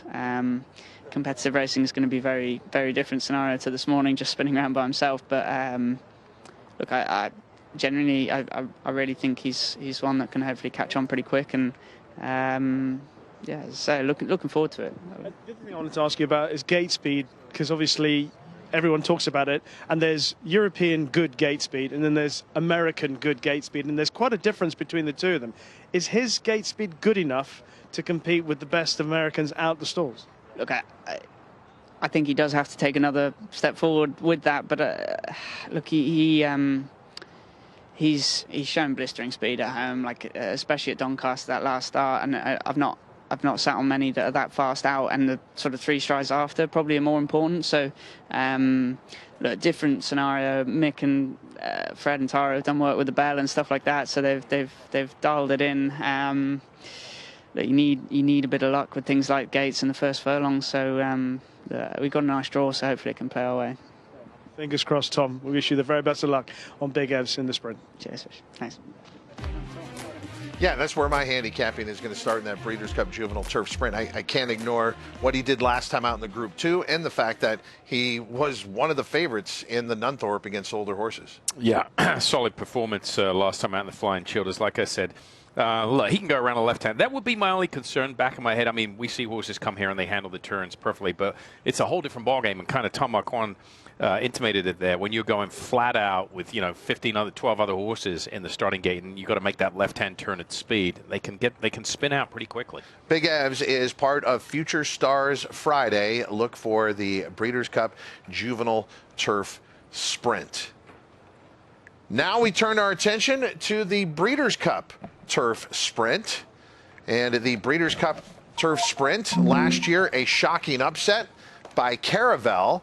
And she was 42-1 when taking the Breeders' Cup Turf Sprint at Keeneland. What's been shocking is her last couple of starts. Just when you thought she had wrested control of the division, she's lost her last 2 starts. But very different weather conditions and circumstances last year to this year going into the Breeders' Cup. Last year, firm turf courses every step of the way, and Caravel kind of coming to hand. They tried her even on synthetic in the Presque Isle Masters. That was her only lackluster performance, and then she rebounded on firm ground in the Franklin at Keeneland. This year in the Franklin, not firm ground. It was good ground, and she was coming off a layoff, and before that, soft ground in the Troy. So yes, she's coming off 2 straight defeats, but Brad Cox has been pretty clear that he really didn't necessarily expect her A-game. He hoped she could overcome the softer going, but that she's a better horse when she gets firm ground. I would agree with that. I think that's a fair statement. I mean, he's done a great job with her. She went through a couple of bonds. I think she was purchased as a horse in training for a high number when Brad took over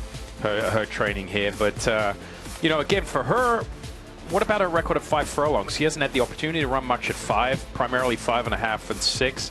I think that totally changes the dynamic of this race, coming back to 5 furlongs here. Well, it certainly would help out a quote-unquote local horse like Matorius. Now, Matorius has been accomplished 5 furlongs on the turf at Del Mar. Is it the same type of trip here at Santa Anita? Pretty much. I mean, it's 5 furlong, and this horse is almost undefeated at it, right, at the 5 furlong trip. So 2 starts, 2 wins in the Green Flash last time out. Likes to come from off it and have to navigate through traffic, but I like to see horses that are proven at the 5 furlong distance. We see it, speaking of Del Mar, when we go down there in the summer. Horses that are run at 5.5, 6 here don't necessarily get the job done at the 5 furlong trip. Motorius is not lightning fast out of the gate, and I think that's what adds a kind of curious dimension to this. With the shorter distance, you wonder, there are several other horses in here who are very fast, including Livin' the Dream, who had a start here stateside in the Woodford and set insanely fast fractions, showing that he can have American-type speed over the turf. But he was a total surprise when he won the Group 1 Nunthorpe at 28-1 previously in France. If you'd bet him that day at 28-1, Rishi, you could donate a lot of money to charity. I would donate some, obviously, Todd. I would donate some money to charity. But I'm not sure that we'll get that price on Living the Dream again. The cat's out the bag, how good he is now. Talking to Adam West this morning, one important point about it, I thought the horse is improving physically. I think he's perhaps getting a little bit better. Adam West believes that one of the reasons why he's excelling now is down to the track more than anything else. York is a very fast 5 furlong track, and he was out in front, and the others just couldn't peg him back. When he came here, Keeneland, obviously, an American-style track was always going to be suited to him. One thing he doesn't want to do is go much further than 5, and that distance of that race perhaps just a little too far for him. But dropping back to a sharp 5 furlongs here at Santa Anita will be right up his street. Connections were cock-a-hoop when they heard the fact that he got stall 5. So a lot of things in his favour. I think that he has a very, very good chance. The one thing that sits always above these sprint races here in America is the fact we've only won, or Europe has only won, the Breeders' Cup Turf Sprint once. So even though we've sent very good horses for the race, it's always a little bit tricky because it is about speed, and it's something that American trained horses have done better than us, traditionally, historically, but perhaps this time, Living the Dream will do what the Americans do to us and be too fast. In unusual circumstances, as we said on Saturday, the Breeders' Cup Turf Sprint will be immediately after the Classic. There are 2 championship races following the Classic on Saturday. Very much looking forward to the Breeders' Cup Turf Sprint.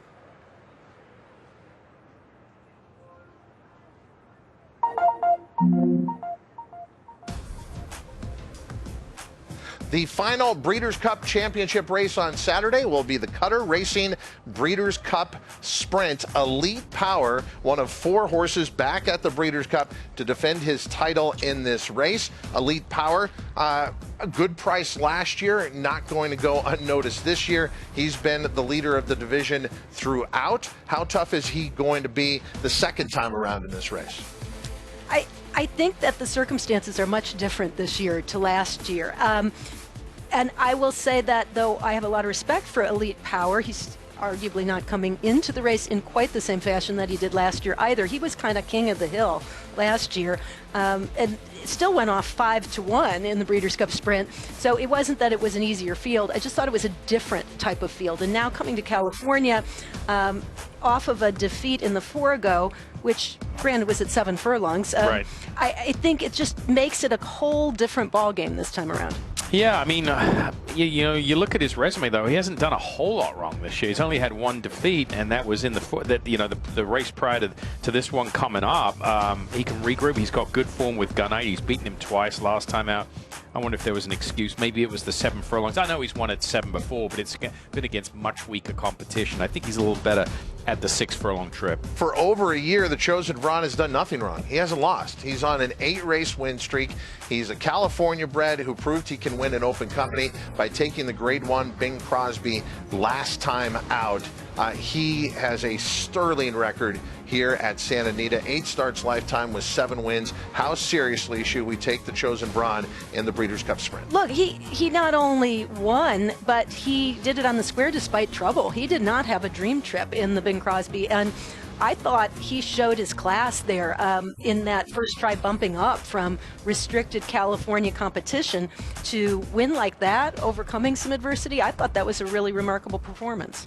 Look, there's a tale of kind of 2 seasons for him. Last summer till March, he was running every month. Then all of a sudden we put the brakes on, and he's had 2 races, since May, and I think that's a good thing because he had a busy campaign by design.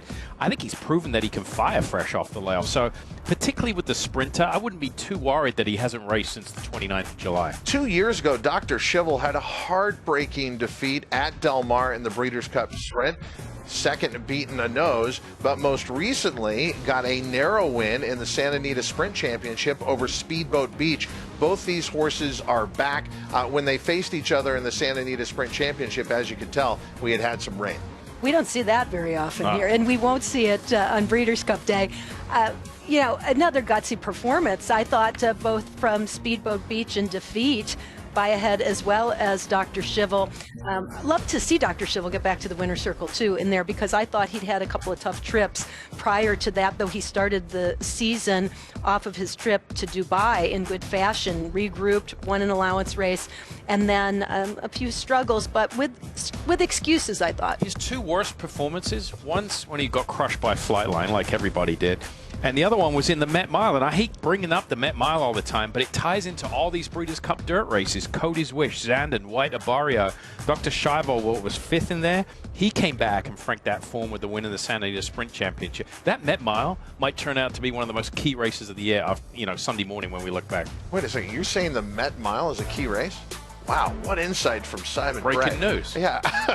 14 championship races, and it will all conclude with the Cutter Breeders' Cup Sprint. We'll conclude on Breakfast at the Breeders' Cup right after this.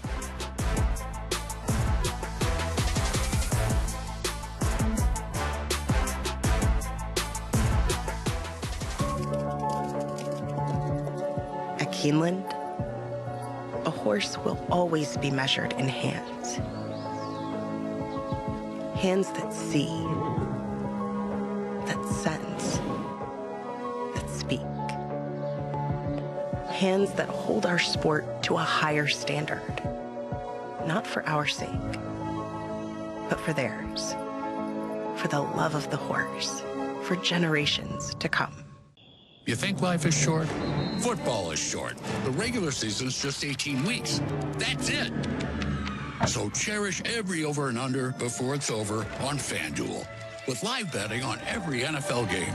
Because before you know it, a cold night at the Buffalo Bills game will just be a cold night in Buffalo. Bet $5, get $150 bonus if your team wins, plus a profit boost every single day. FanDuel, America's #1 sportsbook. Hey, so I found a betting system that's really working great for me. So did I. What's yours? I set up an hour-a-week time limit on FanDuel. I can also set up wager limits, so I only bet what I can afford, and betting stays fun. Right. So what's your system? What's that? Your system. What's your system?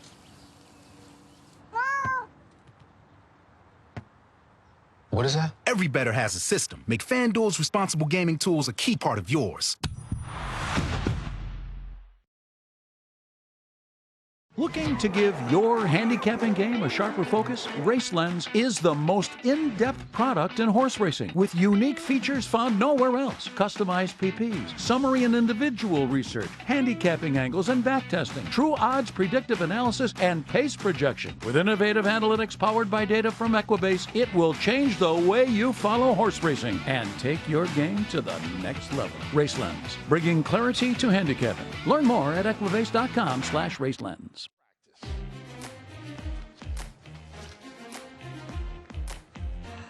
Breakfast at the Breeders' Cup, bringing you the practice leading up to the Breeders' Cup, the record 11th time that Santa Anita will host it.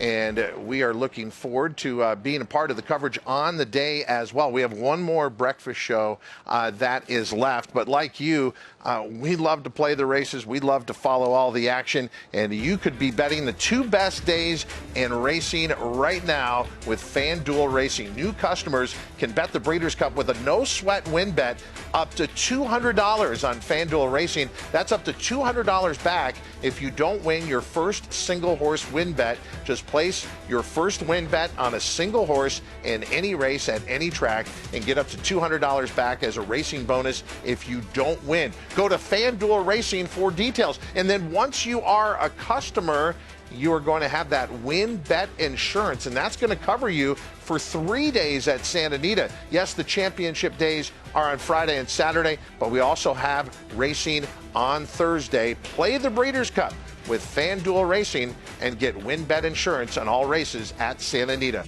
For Simon Bray, Rishi Persad, Michelle Yu, Kaiten Bradar, one more breakfast show left. That's tomorrow. We hope you'll join us again. Thanks for watching Breakfast at the Breeders' Cup. I'm Todd Schrupp for Fasig Tipton and WinStar.